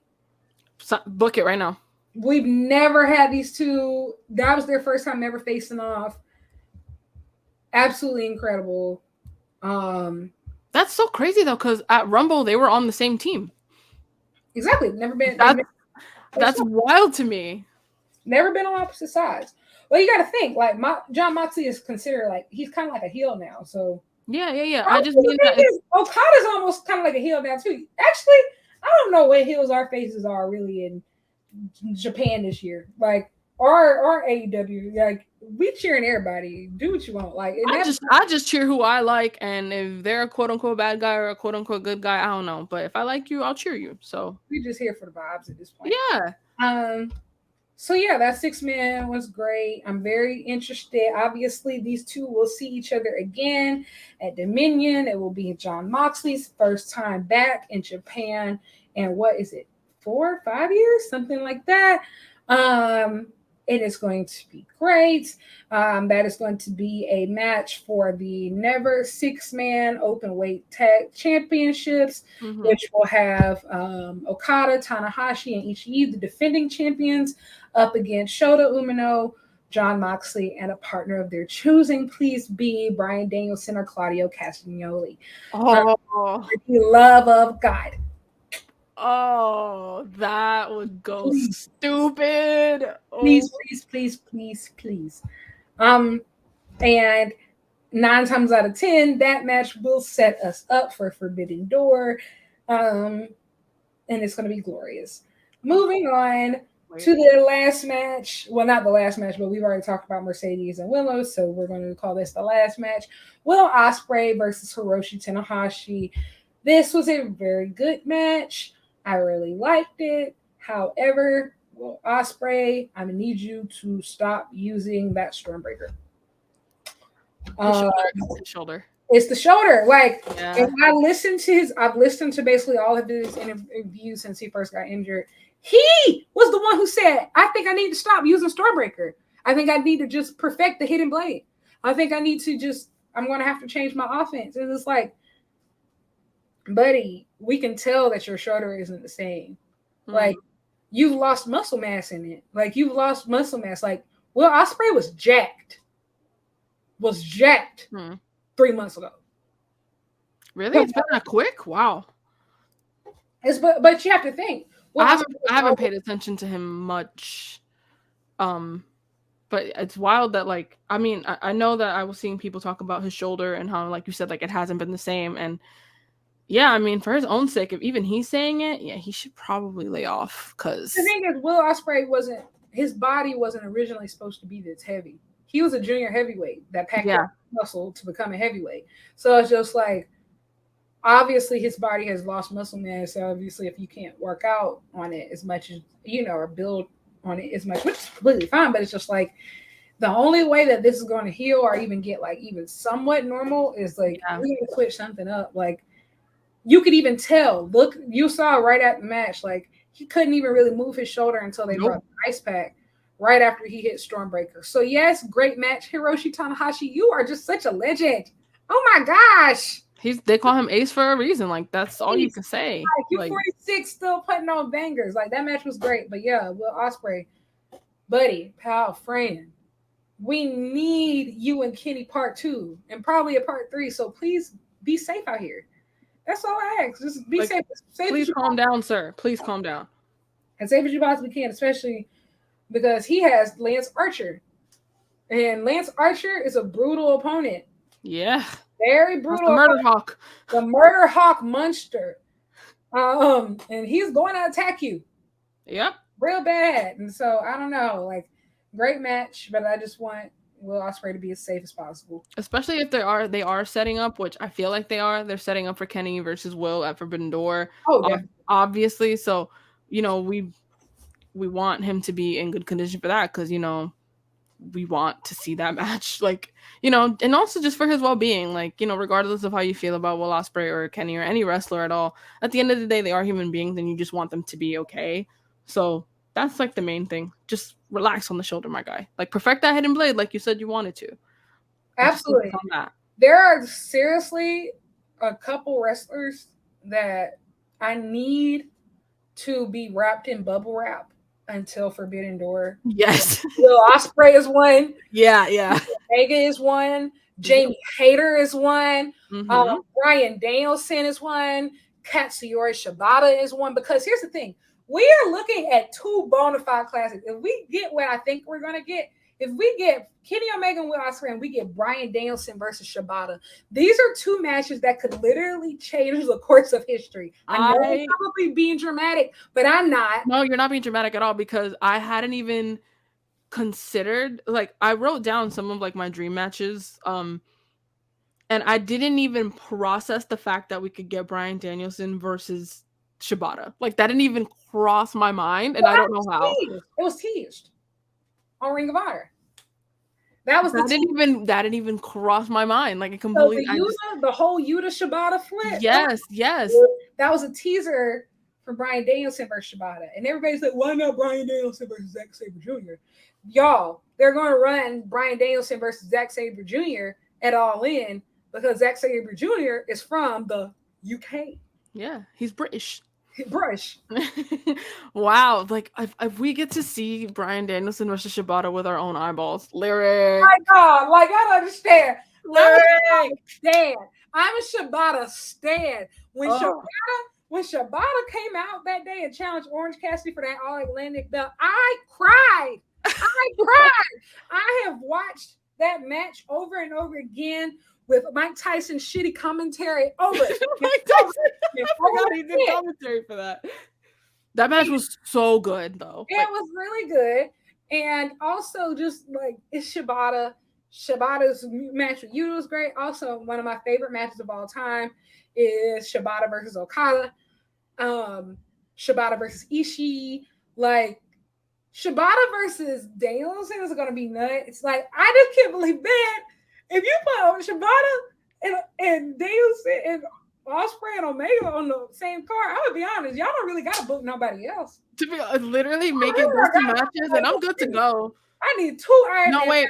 No, I take it back. There's a match that I have on my dream match. I think we talked about this in Oh, our let's get no. into okay. You know what? Before you say that, let's just go ahead and get into that. So, Mm, next portion of the show is we're just spitballing. There's a lot of great shows. There's a lot of great things happening this summer. We're not going to get deep into any of it because obviously there's going to be previews for some of the major events, but there's going to be numerous things happening, numerous tournaments, shows. The ones that we were particularly looking at are, Double or Nothing, Dominion, G1, Forbidden Door, 5-Star Grand Prix for Stardom, Multiverse United show, the All Star Junior Festival. And for a bonus for you indie wrestling fans, there's Cage of Horrors and Black Sunshine from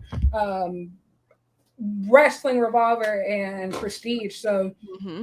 who do we said that we're going to just spit out some dream matches, some MVPs, and some breakout stars.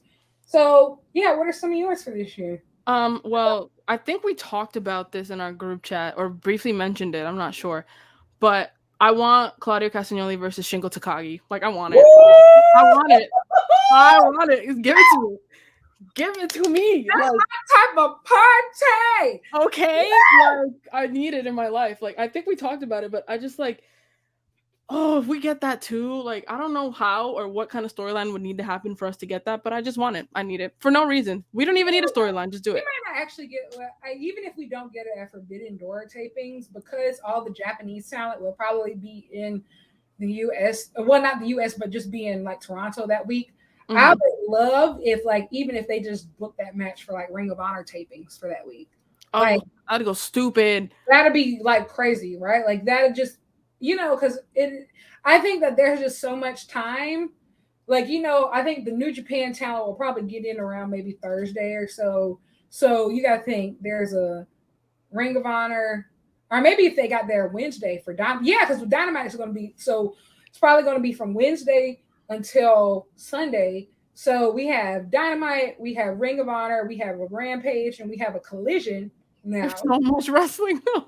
We have a Collision all before Forbidden Door. So I think that even if things don't make the Forbidden Door card, and I just thought about this while we were having this conversation, but like even if certain things don't make the Forbidden Door card, I think that there's a possibility that we get quite a few different dream matches during that week. And that's so insane. Oh, the fact that we're gonna be there for it, baby. Yes, we're gonna be there for a Collision and are going to be there for Forbidden Door, which is going to be Oh, completely awesome. I just Speaking of Claudio, a dream match that I have, I want to see Claudio versus Alex Coughlin. Um, hmm. Alex Coughlin is like so strong, Yeah. and I think that he reminds me so much of Claudio. And Mm-hmm. this is obviously not a Forbidden Door match, but like I said, this could easily work on Ring of Honor tapings, or I could work on a Rampage, or Yeah. whatever. I could easily see that being on Ring of Honor or Rampage for sure. Like I see the match graphic in my head now. I see it. I can't wait. Like Okada versus Alex Coughlin this week, in Las Vegas. I just love Puro so much. I love Pure so wrestling. Um, so Dominion, I think that Dominion is going to be a great time. I will say I'm super bummed about the tag championships. So bummed. Bishamon versus House of Torture. Bishamon, please win. Um, Bishamon, please. Please. I beg of you. I'm on Like my knees. I mean the only way that I would be kind of okay with House of Torture winning is if they lose it immediately. Like But I think it's cool they immediately. lose it too. Are you going to put them back on the AEW tag team? I don't know. Like, and I'm be honest, I don't want the titles back on FTR I because don't either. FTR only defended them twice last time. Yeah, I mean it's like we were saying at the very beginning of this. It's like I don't know what other tag team to look at that isn't Aussie Open. Like Aussie Open has just been killing it. Like I don't, and I say this as like I was an Aussie Open non-believer. Like I'm sorry, I didn't really care much about them. But then I started like watching them and I saw them live a couple times, and I'm just like where was I? Where was I? But now I'm here. I'm on the train, and I just don't see another tag team on their caliber this year so far. I just don't. They're not. I expected, like, obviously for Forbidden Door, I expected that FTR Aussie Open match to go nuts. Yeah, Obviously, we're definitely going to get it at another time, but man, man, man, I man. know. Just wishing for Mark to get better, but I think Woo!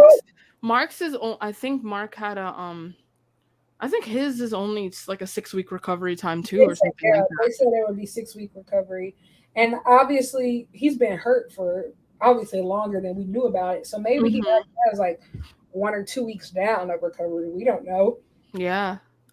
but I think I'm trying to think who's left.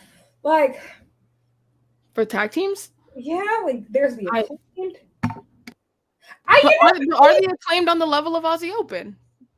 I think they could be. I will say every time the acclaimed has gotten in the ring with a more accomplished tag team, they've held their own. And I think like we won't know until we try. We This won't is know until we true. get in the ring. And I think like even if like they aren't as technically sound, that type of overness with the crowd, like, can you imagine? Man, listen. Yeah, Once the crowd would go nuts for that match. once you hear "Oh Scissor Me Daddy," everything is over with. Like, True. case closed. Like, True. and I think I think I would like to see that dynamic. I would like to see that, and I will say the acclaimed always has a way of stepping up and stealing the show. That's what they did at All Out. Like, Yeah. that's literally what they did at All Out. Like, nobody expected them in Swerving Our Glory to steal the show the way that they did. Best match on the card. Period. Well, it might be second best match on the card because I loved that trios match, that the Elite versus Dark Order. But I'm an Elite girl, so there's that. Mm. But I mean, I would like to see that too. The acclaimed versus Aussie Open would be a very good match, and nothing against the acclaimed. Like I love the acclaimed. Everybody loves oh, the I get acclaimed. exactly what you're saying. Yeah, but Yeah, it's just more so like I just think Aussie Open has like it. Like you know what? The one match that they could run that they haven't run before, the Aussie Open versus the Hardys. oh The Hardys are on their retirement run. Like they said that this is their last run before they retire, and I think that would be crazy. Like, it would be crazy. if they're on their retirement run, so I'm Aussie Open. kind of scared though, cause like my friend Becky, shout out to Becky. She almost saw Kyle Fletcher die in front of her at Capital Collision when he did that moonsault and he landed right. I was seeing Kyle Fletcher almost die in front of us at this point. Yeah, so I'm just kind of like, what kind of shenanigans would him and the Hardys get into? Cause like If That you meet somebody crazier than Kyle Fletcher, Jeff Hardy definitely has your number. yeah. So I that think had me a little nervous. so, but I think that one is one that could still be run. I'm trying to think like in New Japan, who is still a team. Um, like they already did basically Okada and Tanahashi. They've already done it. Mm, I don't know. I'm really trying to think off the top of my head, but like I don't know. The Butcher and the Blade. I mean, I don't know. That could eat. Don't get me wrong. Oh my god, I'm sorry. No, we need the Aussie Open versus the Young Bucks too, because that Oh, first match was nuts. Bucks. I'm so sorry, Bucks. Well, the thing is, I will say, it wouldn't be a first time ever match because they have already wrestled before and it was great. But like Yeah. no, like a marquee match, I wouldn't mind seeing that.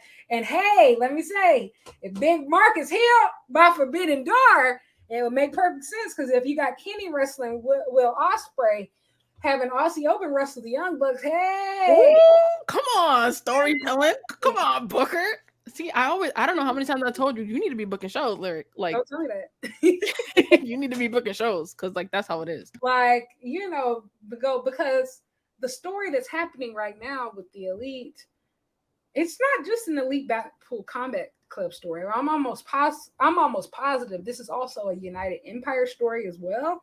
So Aussie Open versus the Young Bucks. But I mean, even if you don't run those two, like they could always go against Francisco Akira versus and TJP, who have also been amazing. Yeah, I mean, there's also like Dan Maloney could also do something too.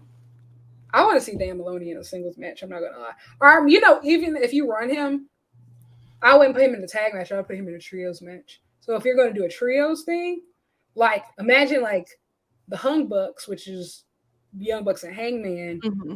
versus Aussie Open and Dan Maloney, or Francisco Akira and Dan Maloney and TJP, or Jeff Cobb, or whatever variation of them, because they got a lot of people at this point.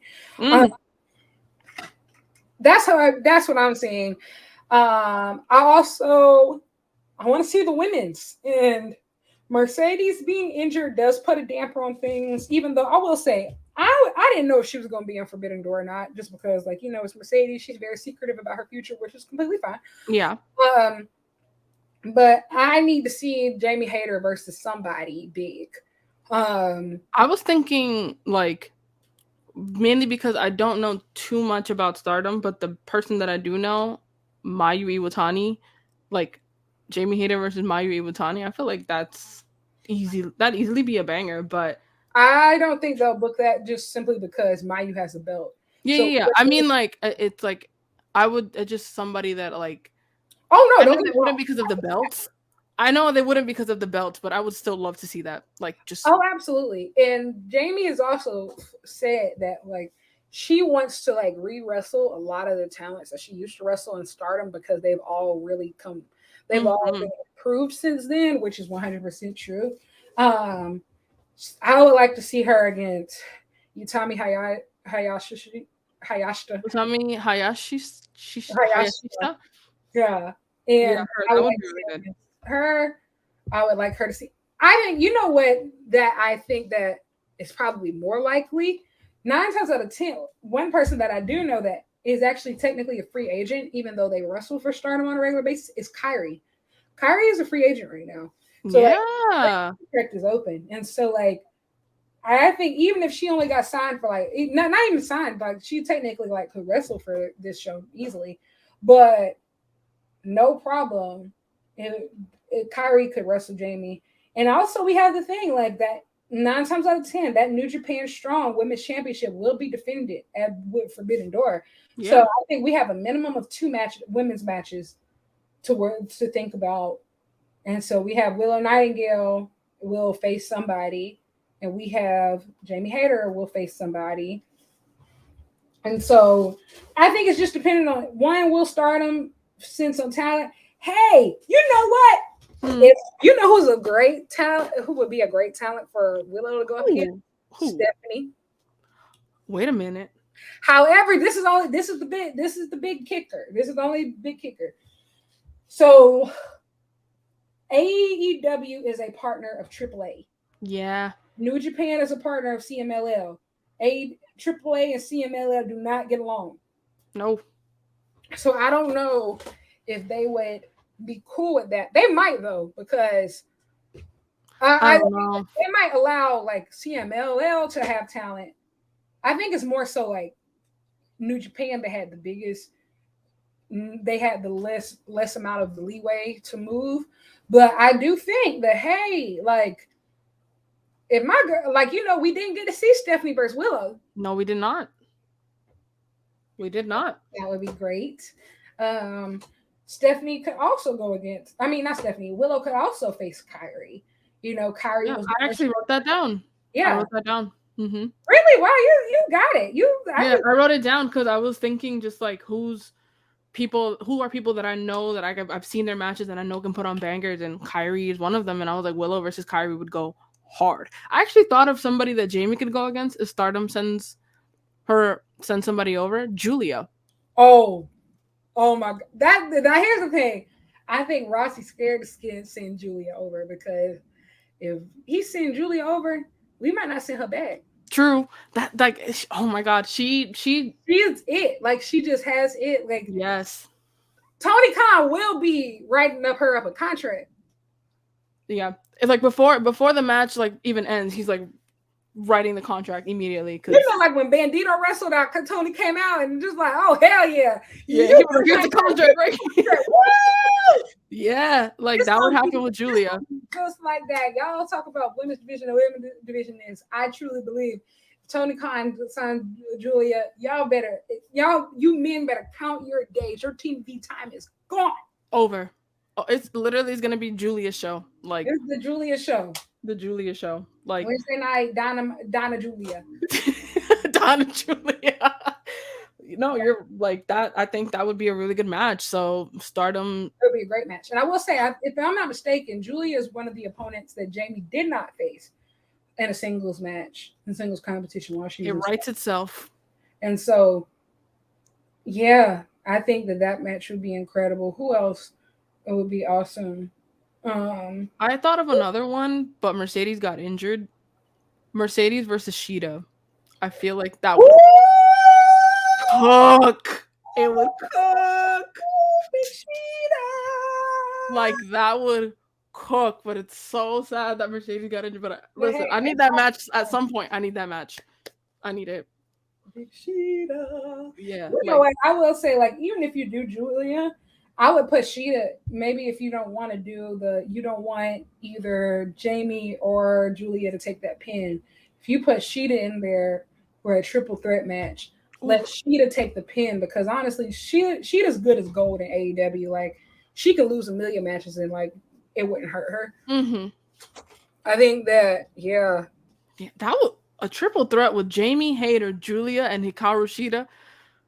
Oh my God!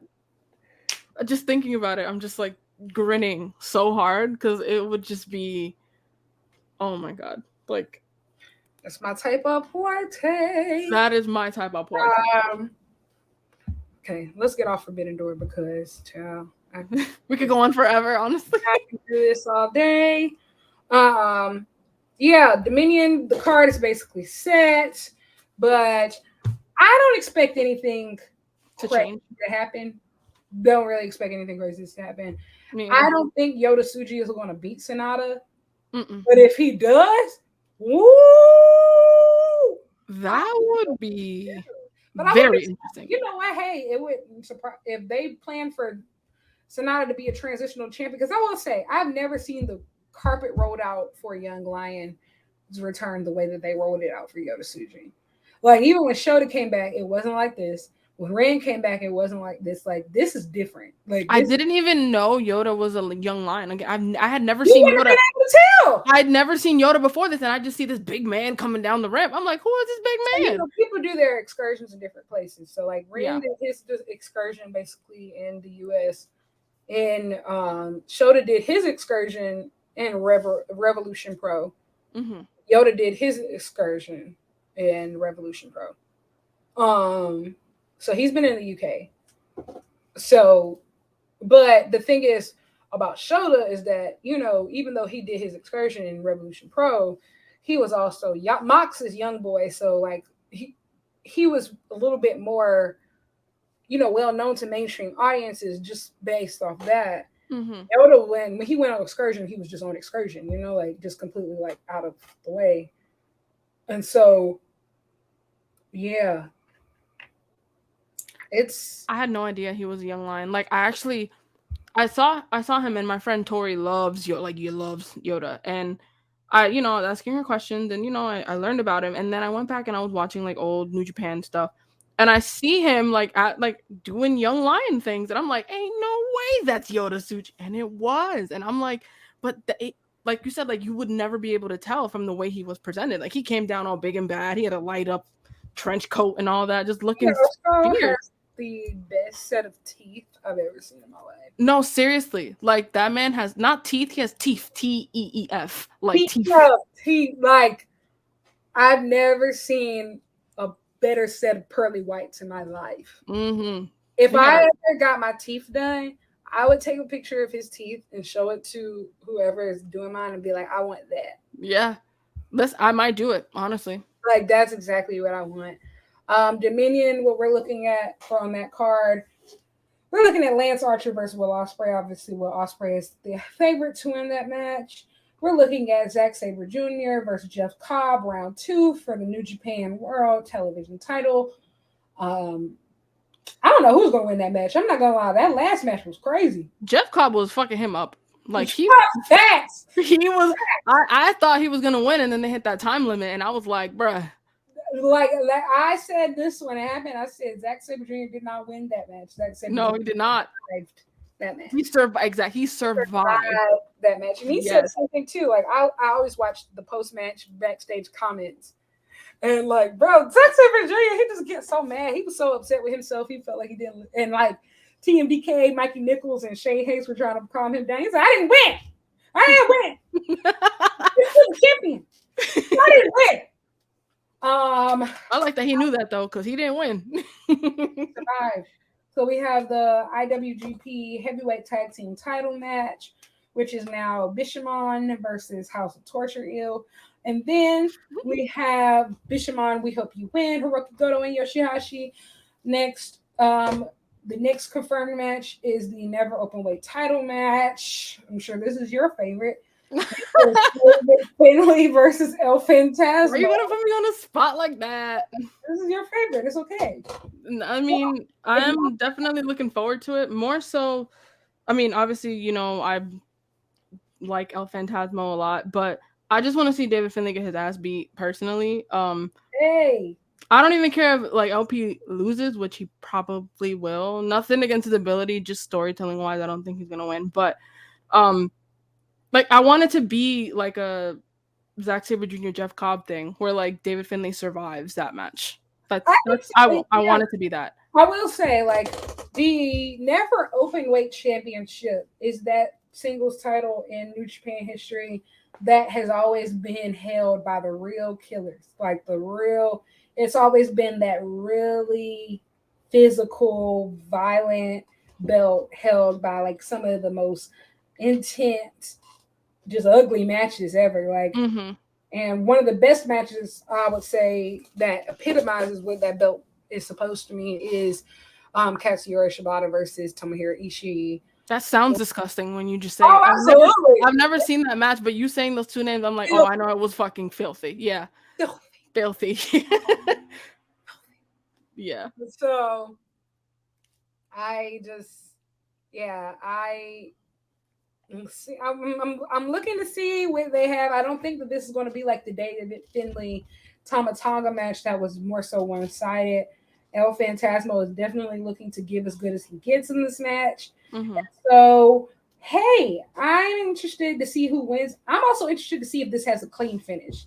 Like, I wouldn't be surprised if, like, David Finlay tries to go for a ref stoppage or something crazy like that. So I'm interested to see how this one turns out. Also, we had like I said earlier, the Never Six-Man openweight championships, which is Tanahashi, Okada, and Ishii versus John Moxley, Shota Umino, and a partner of their choosing. Please beat Claudio Castagnoli or Brian Danielson. I think that match is going to be amazing, and Yes. especially after that match at Resurgence. And I think that it's going to set us up very nicely for Forbidden Door, which I hope will be Okada versus John Moxley. I think And that's very possible. Yeah. and lastly, we had like I said earlier, we had the IWGP World Heavyweight Title match, which is going to be Sanada versus Yota Tsuji. So that's Dominion. Tons of fun stuff there. That's going to be on the 4th. Like I will say, we are going into like starting this weekend. We are going into a non-stop wrestling probably for like a full month. Oh Like my God, you're it's right. something, like multiple somethings actually Yes. for the next couple weekends. Like so, this weekend alone, we have Impact Under Siege, which is Trinity's first pay per view match. We're gonna have Double or Nothing. WWE has Night of Champions. There's going to be NXT Battleground. So that's 4 pay per views right there. In Jesus. addition to for New Japan, the finals for the Best of the Super Juniors is also this weekend. It Also, is. It's on the day of Double or Nothing, I think. Actually, the 28th. yes.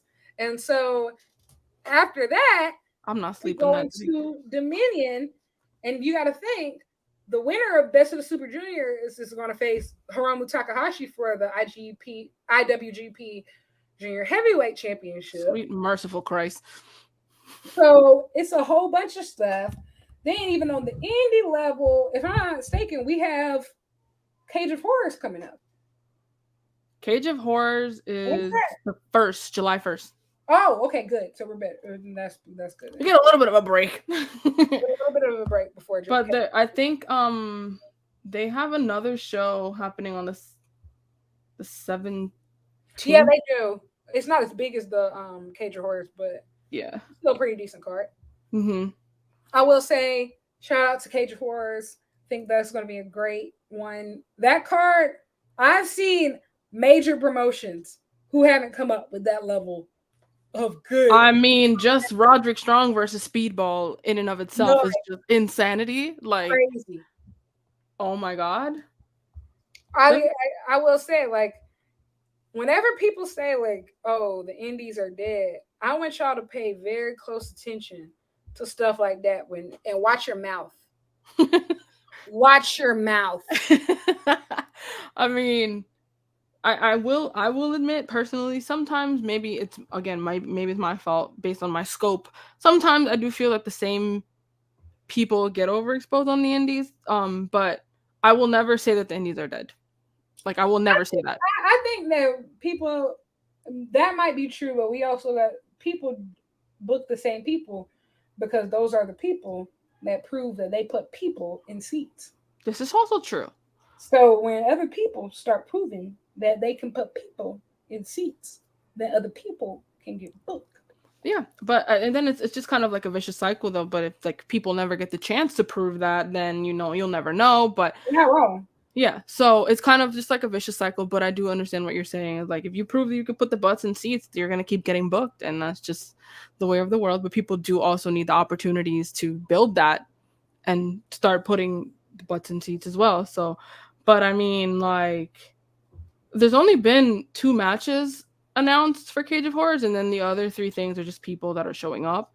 The other one is the actual Cage of Horrors, which is the Rascals versus the SGC, and I'm not entirely familiar with either team, but I'm excited about the match because it just sounds like it's a very cool stipulation.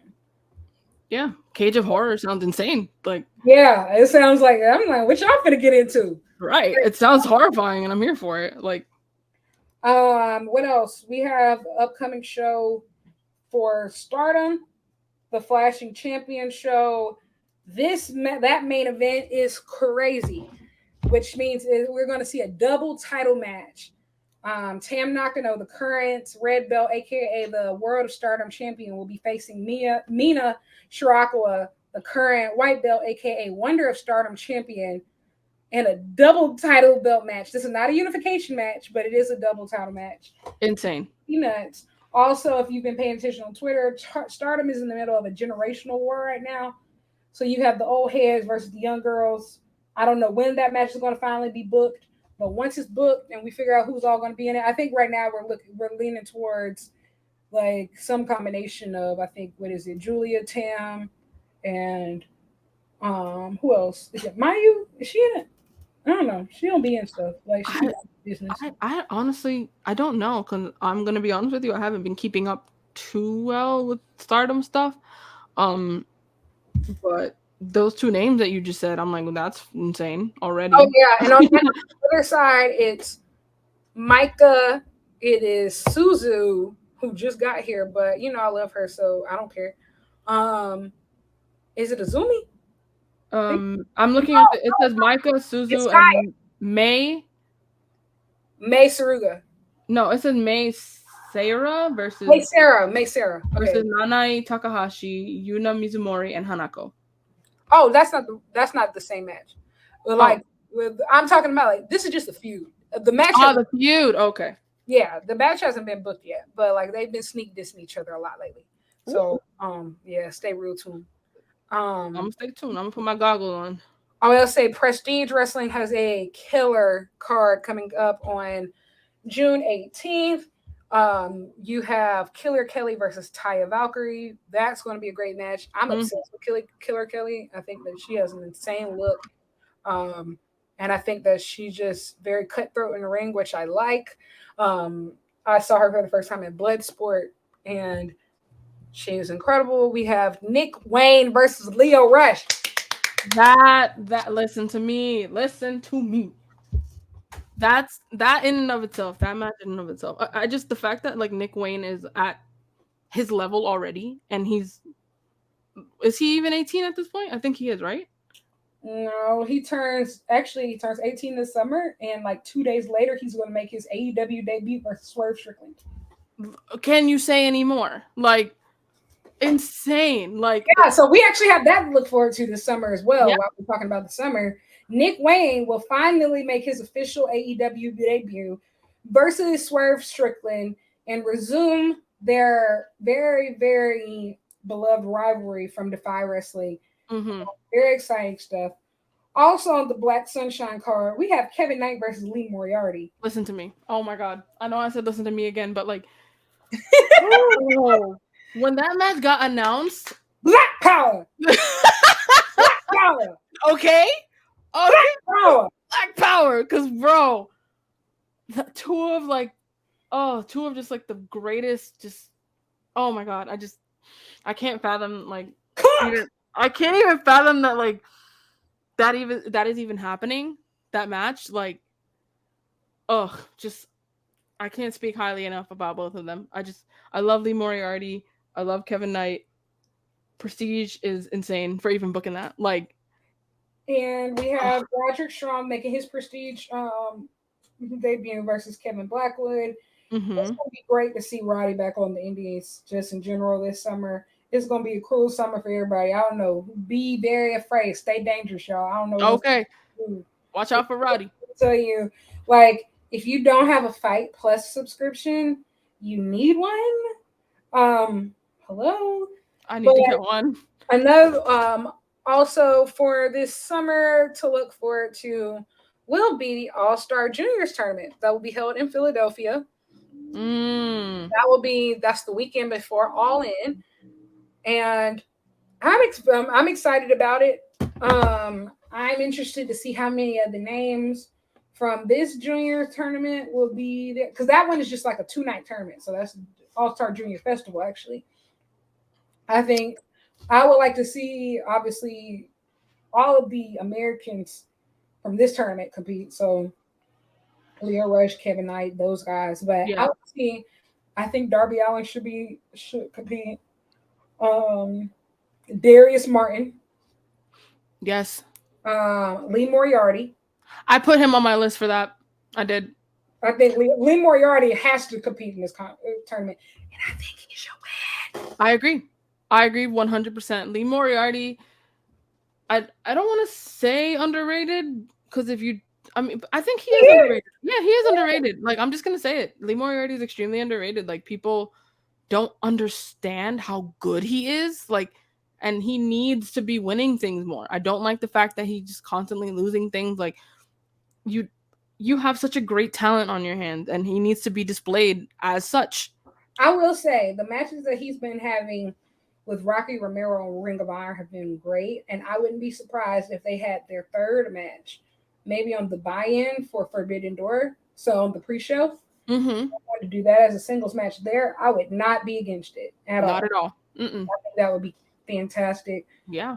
I think, man, I wish Dante Martin was good because woo, if he was healthy, I mean, that's in August. Who knows? He might be good by then. We don't know. yeah. So fingers crossed. Um, hey, I would say put Ray Phoenix and those guys in there, but I think they have AAA contracts, so I'm not sure if they will be able to compete.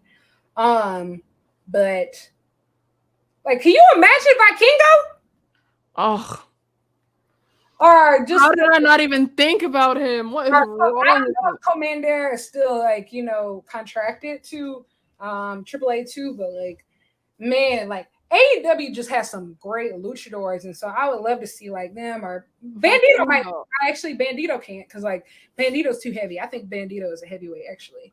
Vikingo would go stupid in the festival. Like, stupid. Oh my god. Crazy. I didn't even think about him. Like, there's just so many good people that it just sometimes people slip your mind because there's just so many incredible wrestlers, especially on AEW's roster. Yeah, Um, I'm rooting for Lee Moriarty though, absolutely. but I think there's a couple guys that should be included. I think they need to send Darby. Um, might as well. There's nothing. There's nothing else for him to do out here unless he's gonna. I don't know what else to do with him. Anywho, um, what else? 5 Star Grand Prix is going to kick off towards the end of the summer. July 23rd. That's Yeah, actually my birthday. So yay! Happy happy birthday! birthday to me.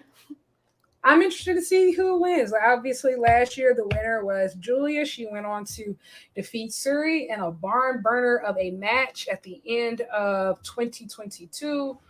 If I'm not mistaken, literally at the very end of 2022. I think what was it, December 29th or something like. Ooh, But they they barely ended cut it. up, they ended up with one of the best, if not the best, women's matches of last year. Suri versus Julia. They beat the hell out of each other. But 5 Star Grand Prix. I'm interested to see who wins. Hey, I don't know what Miss Monday wants to do. Obviously, she doesn't have to. Obviously, she's big enough to where she doesn't have to. But she went to that 5 Star Grand Prix and really worked her way from the bottom. Good God, like I that would would love be to see that. I'd love to see that that. I would, think I would like to see this year because which we saw with the All Star Junior Festival this year. Now that COVID regulations and now travel bans are over, I would like to see Stardom import more foreigners this year for the 5 Star Grand Prix. Like, mhm. just because I think that all tournaments across Japan are now going to have more foreigners. So if you have any foreigners, I think um obviously Mercedes would be, but she's not really she is a foreigner, but like she has a contract.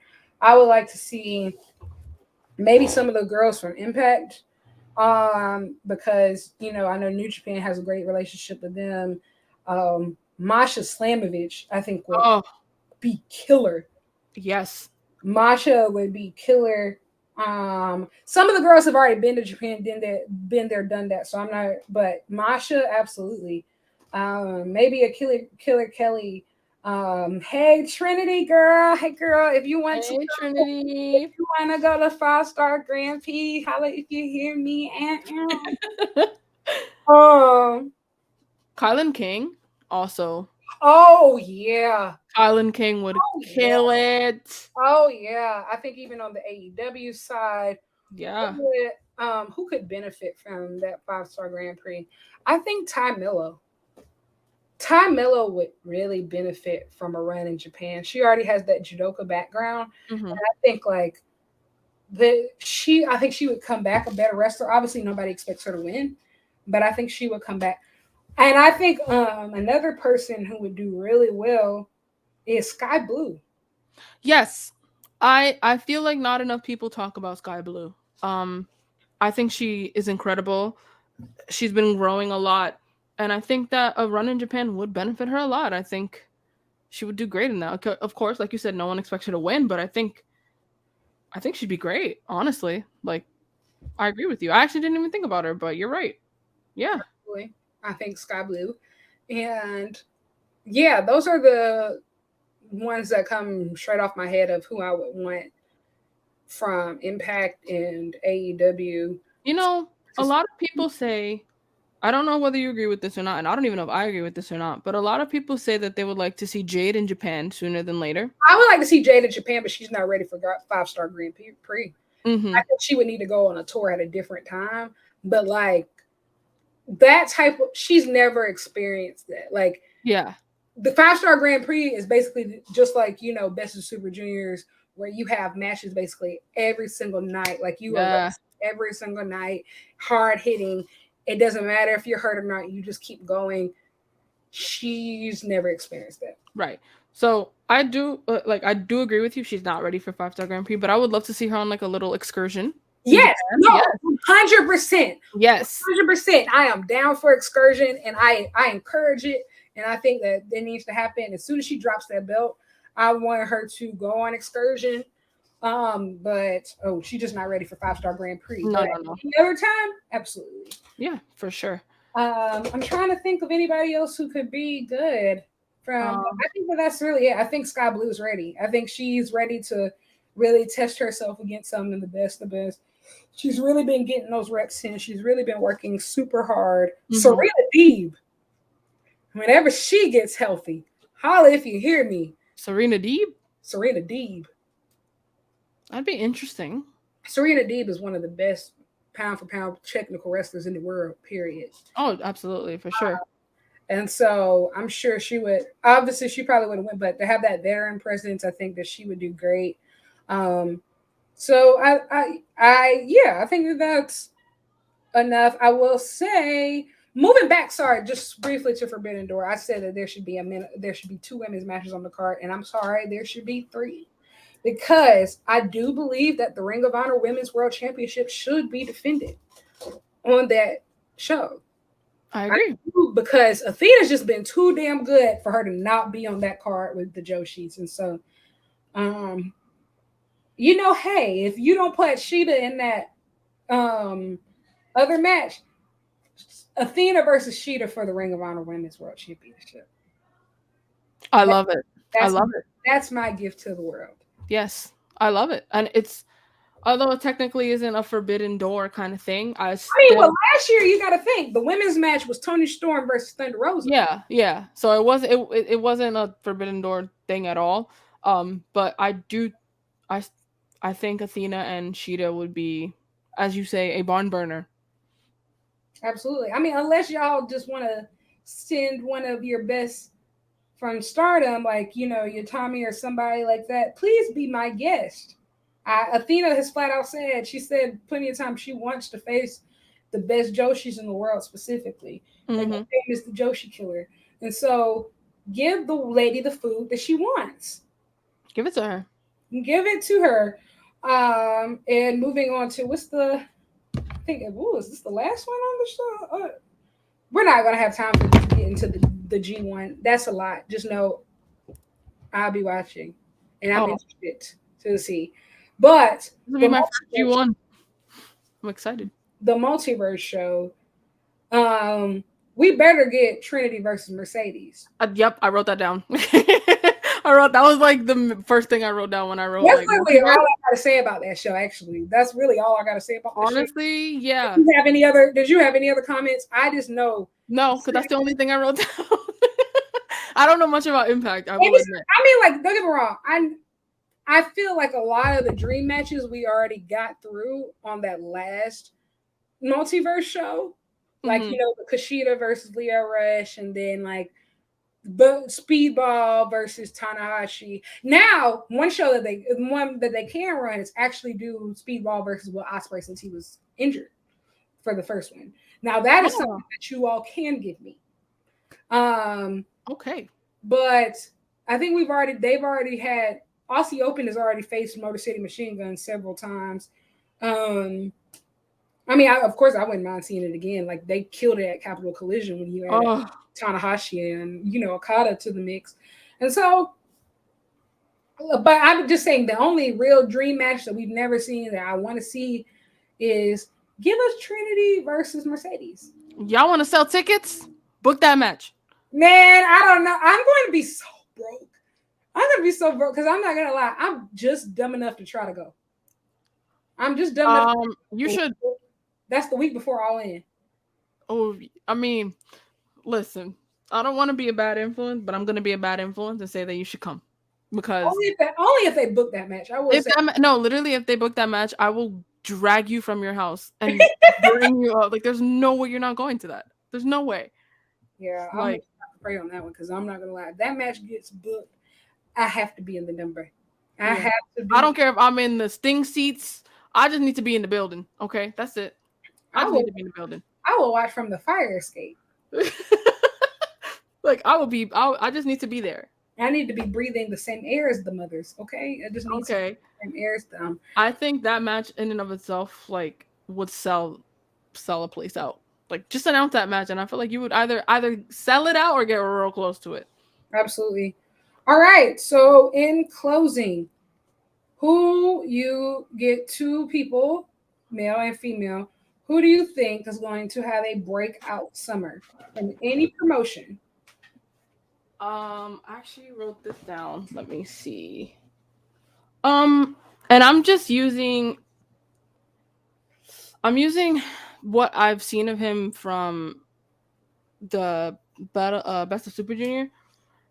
Seeing Leo Rush's growth, I don't know. I just feel like this is his year, Mm, and I think this summer is gonna be like a really big summer for him. At least I hope, because I think he deserves it. Um, so yeah, Leo Rush for me is my pick for the breakout star of the summer. Um, for women, and I know I've only seen one match of hers, but I just feel like when we talked about her earlier, she had Stephanie. I feel like, bro, I need to see her. Hey, I need to see Miss Stephanie everywhere this summer because I think she could really be her if she's given enough platforms and like enough shows to be on. Because that match yesterday just impressed me so much. Like I need to go back and watch her matches. And like I just need to learn more about her because she really got me, and I think she could be her this summer. So Leo Rush and Stephanie Vaquera for me are my breakout stars of the summer. very, very, very great choices. I am going to go with Kyle Fletcher, Oh, he was on my list too. and I'm going to go with Willow Nightingale. She was also on my list. Look at our minds, our minds. But like, With Kyle Fletcher and Willow Nightingale, I feel like even though Willow's a champion right now, I feel like she has a chip on her shoulder to prove to people that she earned it. I think she's going to defend that belt here, there, and everywhere. And I think that we're going to see her absolute best. I think we're going to see a bit personal best from her that she didn't even know she was capable of. absolutely, I'm just excited to see. And also for Kyle Fletcher, I think that I truly believe that 5 years from now, he's going to be one of the biggest stars in the world. And I agree. I think that he's an amazing singles wrestler as well as a great tag wrestler. Like, I truly do believe that as soon as Mark Davis is healed, Aussie Open is going to jump right back to being like Mm-hmm. the best. But I think that Kyle has always been super special. Like, I think I saw her for the first time as a singles wrestler during the New Japan Cup. But then again, I also saw how special Mark Davis was as a Mm-hmm. singles wrestler for the first time during the New Japan Cup. The special thing about Aussie Open is that they're a tag team with no Marty Jannetty. They're both extremely special and they're both extremely talented, and they both have their own lanes and they do it so well individually, but they work even better together and they love each other. They're just magic together. They're just magic. And it just shows, like, you can tell, like, when some people their relationship are strictly business, and you can tell when people are like legitimately love each other and their family. And Aussie Open and United Empire as a whole, they really do come across as a family. And so I'm excited. I will say, as a secondary answer, I just don't know how active he's going to be after Best in Super Junior. Dan Maloney, I just don't know how much Hmm. he plans on traveling. Like, if he goes, he might just go plan to go right back to the UK or maybe stay in Japan. But if he plans on really getting those some planes or hopping and, like, really getting active, Dan Maloney could change the game. But I don't know, so that's why I didn't pick him. No, I think that's a fair answer, and I agree with you because his performance on Best of Super Juniors has been impressive. I didn't know of him before this, and I have enjoyed watching him. Like, even though he did beat my beloved Bobbert, but like, but you know, Robbie! but like, yeah, he's been awesome, and like, he got to get on them planes, and he could make it. He could really make this summer his if he gets on them planes. So that's a good pick. Well, thank you all if you've listened for this 2 hours and 30 minutes. I didn't think that we were going to be on here that long, I but didn't either, but it was really funny. there's tons to talk about, and there's literally tons more that we didn't even get to scratch the surface of. But obviously, you'll hear more from me in future episodes. But until next time, you can find me on Twitters at Lyric Wrestling. Day, where can you be found? How can the people find you and get in touch with you? You can find me literally everywhere at Deidai, Deyeedai. That's me everywhere because no one else has that name. uh, so Instagram, Twitter, Twitch, whatever, that's me. Awesome. Well, thanks, guys, for tuning in, and we'll see you next Thursday. Bye. Bye. Okay, so I forgot to record this portion during the original podcast recording that I did with Day. So I'm going to just add this little snippet on, and this is the Q&A section that I talked about on Twitter. So I said, ask me questions about wrestling or myself, and I muted the thread, and I said I will open it when I go to record. I completely forgot. And so luckily I remembered before I went to actually edit all this together. So I'm recording it now. And some of you asked some really cool questions. And so let's get you some answers. So the first question was top 5 wrestlers of all time. One, this is really hard. And two, I will probably change my mind at some point just because I'm constantly watching more wrestling and my mind is always changing as I get exposed to new things. But as for right now, on the men's side, my answer is Kenny Omega, John Moxley, Katsuyori Shibata, Brian Danielson, and AJ Styles. That's not in order, but Kenny is number one in my heart, obviously, but that's not in order. Then on the women's side, we have Mercedes Moné, Akira Hakuto, Mickey James, Emi Sakura, and Athena. So those are my current top 5. Obviously, there's some people that I really love that did not make this list. And also, this was just based off of like my personal preference, like not who I consider to be like the all-time greats. Even though I do believe like most of the people I picked are all-time greats. Like there's people who I would have added to this list if we expanded to 10, such as like Edge, because he was my childhood favorite, or Stan Hansen, one of the greatest foreigners in Japanese history, or on the women's side, definitely Bianca Belair. Love her. So that's a question aside. The second question was, if you could book your dream card, any wrestler from any time, 6 matches, what would it look like? And so I wrote down some answers. So I would say Omega Osprey 2.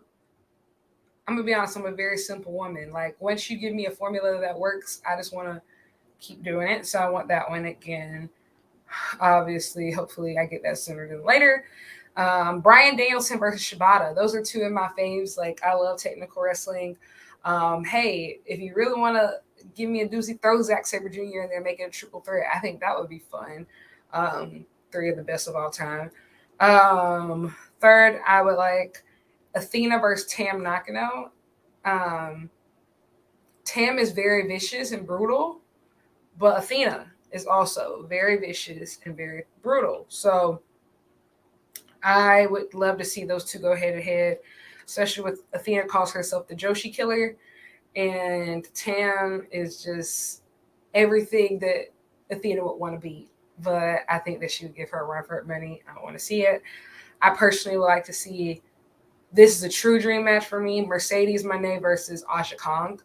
Um, in my opinion, the two most influential black women in wrestling history. And yeah, I think this speaks for itself. Hopefully, this actually gets to happen, but I would love to see it. And I would say Young Bucks versus Aussie Open versus FTR versus Lucha Bros in a ladder match. Um, this would be spicy. I would love it. I think this one is also one that speaks for itself. And lastly, Kevin Knight versus Shelton Benjamin. So this one is a far cry from the others, but if you've seen the athleticism on this on Kevin Knight, I just immediately think of Shelton Benjamin. I'm just like, ugh, I wish that Shelton Benjamin could wrestle, Kevin Knight at some point because they would be they're just so similar. And I think that Shelton Benjamin helped pave the way for somebody like Kevin Knight. So I think that one would be cool. Um, and here's a bonus. I don't care. I would love Brian Danielson versus Ilya Dragunov. I'm we probably won't get that one before Danielson retires, but I would love it. And I think that they just match each other's intensity. So the next question was, what would you do for a contact bar? I don't know, like maybe watch Raw or SmackDown, something that I typically don't do. I don't know. What are your top five wrestling pay per views? Any company? Okay, this one really was tricky for me because I consume a lot of wrestling, and I feel like one, I missed out on so much wrestling at certain parts of my life because I didn't know like different promotions existed or I was just too busy. And so like I go back and I watch a whole bunch of old stuff now, so my answers are constantly changing. But as of right now, my answers are Starcade 83. I really do love that dog collar match. The Greg Valentine Roddy Piper dog collar match. And I think that whole pay per view is just very special and it's very foundational when you think of creating those spectacle super cards that we expect now for modern day wrestling. Wrestle Kingdom 10. Um, this card is insane. This is the card with Okada Tanahashi. It's the card with um, Shibata and Ishii. It has Shinsuke Nakamura at AJ Styles. It has Kushida and Kenny Omega. Just a whole bunch of just amazing stuff. I went back and like obviously watched this pay per view and it blew me away. And I was just like, this is amazing. Double or Nothing 2019. Obviously, that's AEW's first pay per view. First pay per view that I ever bought for a company that wasn't WWE. And so that was huge and money well spent. And I've given Tony Khan so much more of my money ever since. But that one was just special. Obviously, the big highlight of this one is Cody versus Dustin, which I still think is one of, if not the greatest AEW singles match of all time, just because of the story and what it meant, and also just it was gruesome and the when Cody says and I just need my brother, I feel for it all. Gotta love Double or Nothing 2019. NXT Takeover Brooklyn. That was special. I remember I was watching NXT and I wasn't even watching the main roster at that point. Like NXT was really it for me for the most part. And obviously that's where the famous Bailey versus Sasha match happened. and it changed my life. And I think it changed so many other women who love wrestling, whether it's as a content creator, whether it's as a talent, or as a fan. I think that match changed the game for everyone. And um, obviously that was on there, but so many other things were on there, like Finn Balor versus Kevin Owens. They had a great ladder match, and that's back when NXT was hot. That was basically the only thing that I watched from WWE back at the time. That was honestly the only wrestling that I was consuming around that time period. Actually, um, I was a senior in high school. Yeah, I was a senior in high school. So this was it for me. I loved the Hype Bros, Enzo and Big Cass. You had the Revival. You had American Alpha. Like tag team wrestling was huge here, and also, oh yeah, also on the tag team too. You have the Bod Villains and then Blake and Murphy. That's back when Alexa Bliss was there.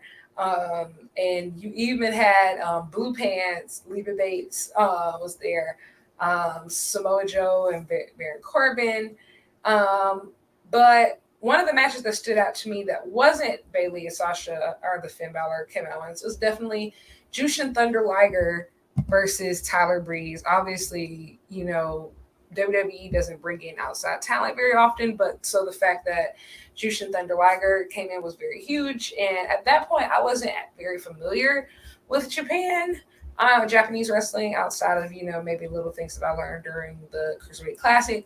But that was really where some of the wheels started to turn, and I knew that this was something I wanted to pursue at a certain later on in the future. As far as getting to know it, I just couldn't at the time because obviously senior in high school, and I was one of those super hyper obsessive students who did everything from student council to National Honor Society, who was always in some after school programs. I just really didn't have time.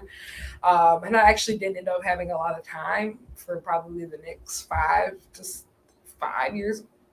Oh my God, 5 years of my life, 5 to 6 years of my life. Anyway, but I have more. I make time now, whatever. But yeah, NXT Takeover Brooklyn is so special to me. And lastly, Forbidden Door. And I think that feeds into another question that was asked of me, which is the last question, and it was what what got you into wrestling? And I think I would say there's three different entry points for wrestling. So this when I first became a fan back in October 9th, 2006, Monday Night Raw. I came to the came to my city, and it was coincidentally the Raw family reunion. And a family member had went. A few family members had went, but I didn't go because I was like, I don't like wrestling. Even though I had never watched it, I was like, I don't like wrestling. And so like I turned on the TV to see if I could like locate them in the crowd. And like I was just so blown away by it that I just stopped looking for them in general. And just like that, I'm hooked. And by the next week, I was just so obsessed. And I think Cyber Sunday 2006 was the pay per view like the next week or the week after. And I got it. And then like it was set from there. There used to be this store called Stephen Barry's that would have these cheap clothes, and so they used to sell wrestling T-shirts. So I would have like the Batista, Undertaker shirts. I had a John Cena sweatshirt. I used to wear my "You Can't See Me" chain gang headband and wristband, like the Hardy stuff. Like I would have like DVD box sets because like back then, like old content wasn't that streamable, but the thing is I wanted to know everything.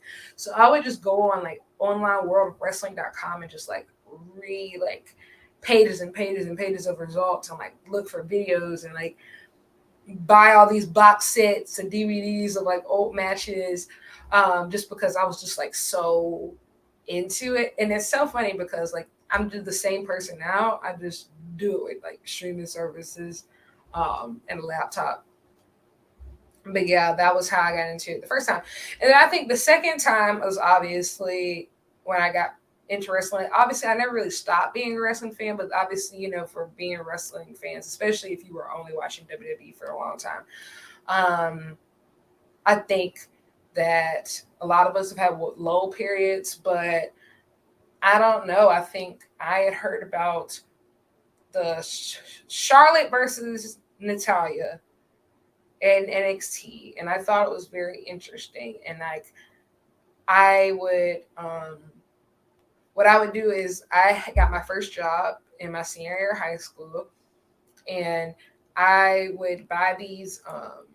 I would use my checks. I didn't even have a bank account yet, so I would use my checks. I would go cash them, and I would like in hard cash, and I would go to the store and I would buy these 3 month WWE Network gift cards, and because the NXT was on the network then, and like I loved NXT just so much. And when I saw Sasha Banks for the first time, that was my first time seeing a black girl who was like clearly the star, like clearly a star. She was undeniable, and she was just so damn good. And I just loved the four horsewomen immediately, but especially gravitated towards her. Like, and I just knew I needed to see all of her matches, and I just wanted to support her on her journey because you just know, like, and all of them really. Like, I remember when they had that 4-way match, and I was just like, wow, this is the future. Like, in my senior year, we had senior projects to talk about whatever we want to do in the future. And I was just like, I want to go to school, major in sport and entertainment management.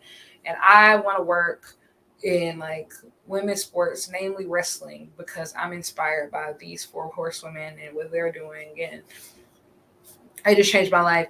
And then, like obviously I go to college and like I get super busy and like I don't get to watch wrestling as much anymore.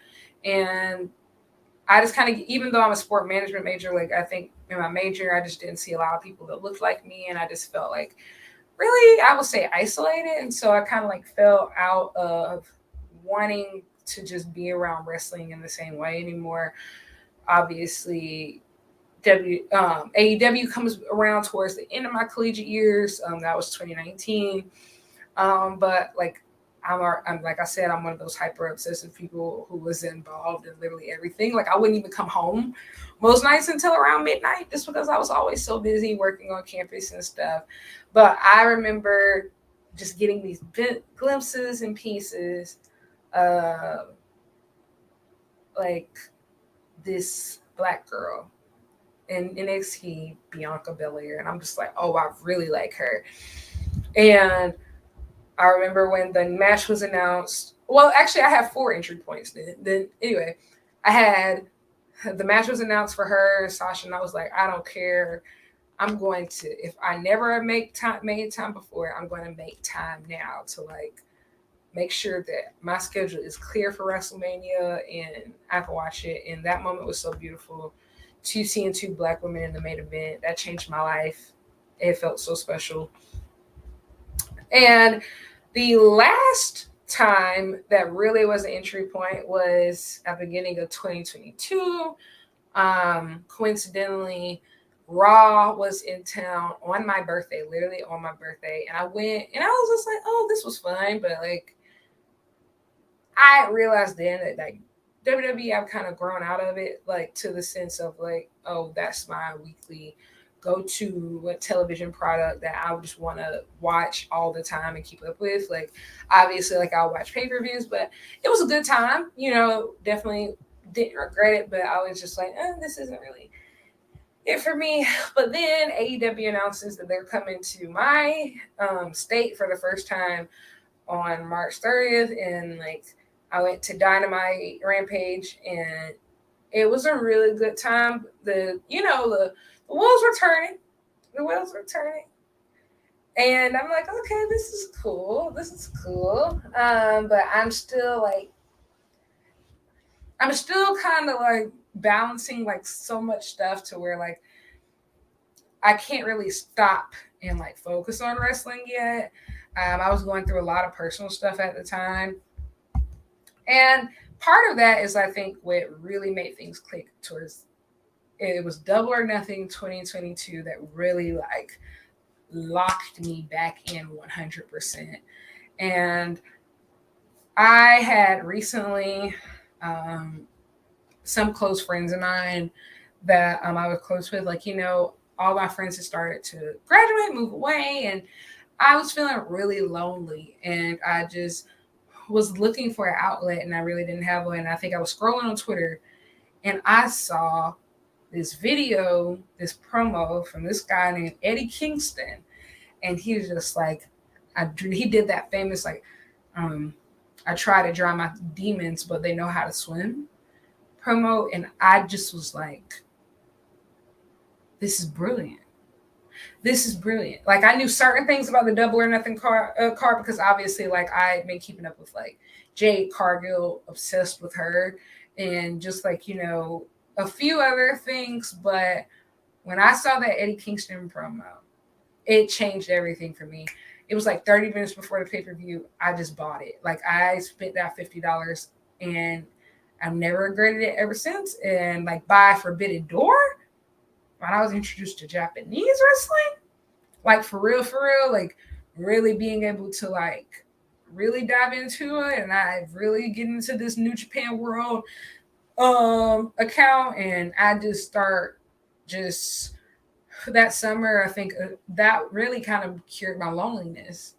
Not cured, but it made me find something else to be passionate about when I just had so many friends just moving away and just going on their own paths, and I was kind of like on my own in a lot of ways. And so wrestling really was my friend, and I would just spend hours and hours watching all these matches, and like I like to catch up on things, even though you can't catch up on decades worth of content. Well, maybe you can if you ask me, because if anybody can do it, it's me.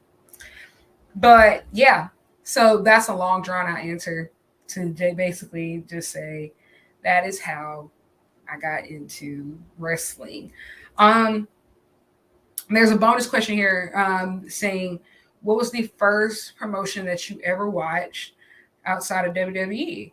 And so it was actually TNA. I think it was everybody's. I think TNA was everybody's. If you came up during a certain time, I watched TNA basically from the time I started watching wrestling to when they left Spike TV. So like I think that was what, 3 to 4 years, maybe 4 to 5. Loved it. Like I loved TNA. Like obviously at that moment, like you knew that TNA wasn't like on the same level as WWE, but I didn't really care. Like Thursday nights were lit. I probably had no business watching it. I was very young, but I loved it. Like I think I said on Twitter the other day, like that storyline with AJ Styles and Karen Angle, that was my shit, man. Like I loved it. I loved the X Division. I loved Kaz. I loved Christopher Daniels. I like the Black Machismo character. Like I was so young to the point where like I didn't know that Black Machismo Jay Lethal was a ripoff of Macho Man Randy Savage. I was just like, why does he talk like that? And so I loved AJ Styles. He became one of my favorite wrestlers and still is to this day. Like I actually got to meet him. That was my junior year of college, and I loved Samoa Joe. On the female side, like Awesome Kong versus Gail Kim was my first introduction to like real women's wrestling. I loved ODB.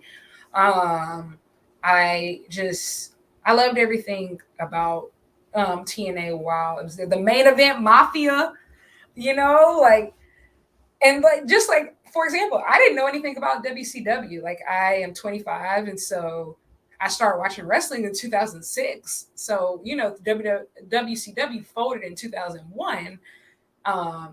So like I knew Sting, Kevin Nash, um, Scott Steiner, and Kurt Angle. Wait, no, not well. Kurt Angle, I knew him a little bit from WWE, but like those three, I knew them solely from TNA. Like Kurt Angle and like Booker T, obviously, it was easy to know them from WWE. But yeah, so I didn't have a frame of reference for WCW, and you got to think the WWE network comes much later for you to be able to actually go back and watch content and stuff. So yeah, thank you for guys for your questions. And I'm actually done for real now, but I might do one of these later at a future on a future episode. Stay tuned. But once again, thank you for supporting the Mats and Graps podcast, and we'll see you next week for real.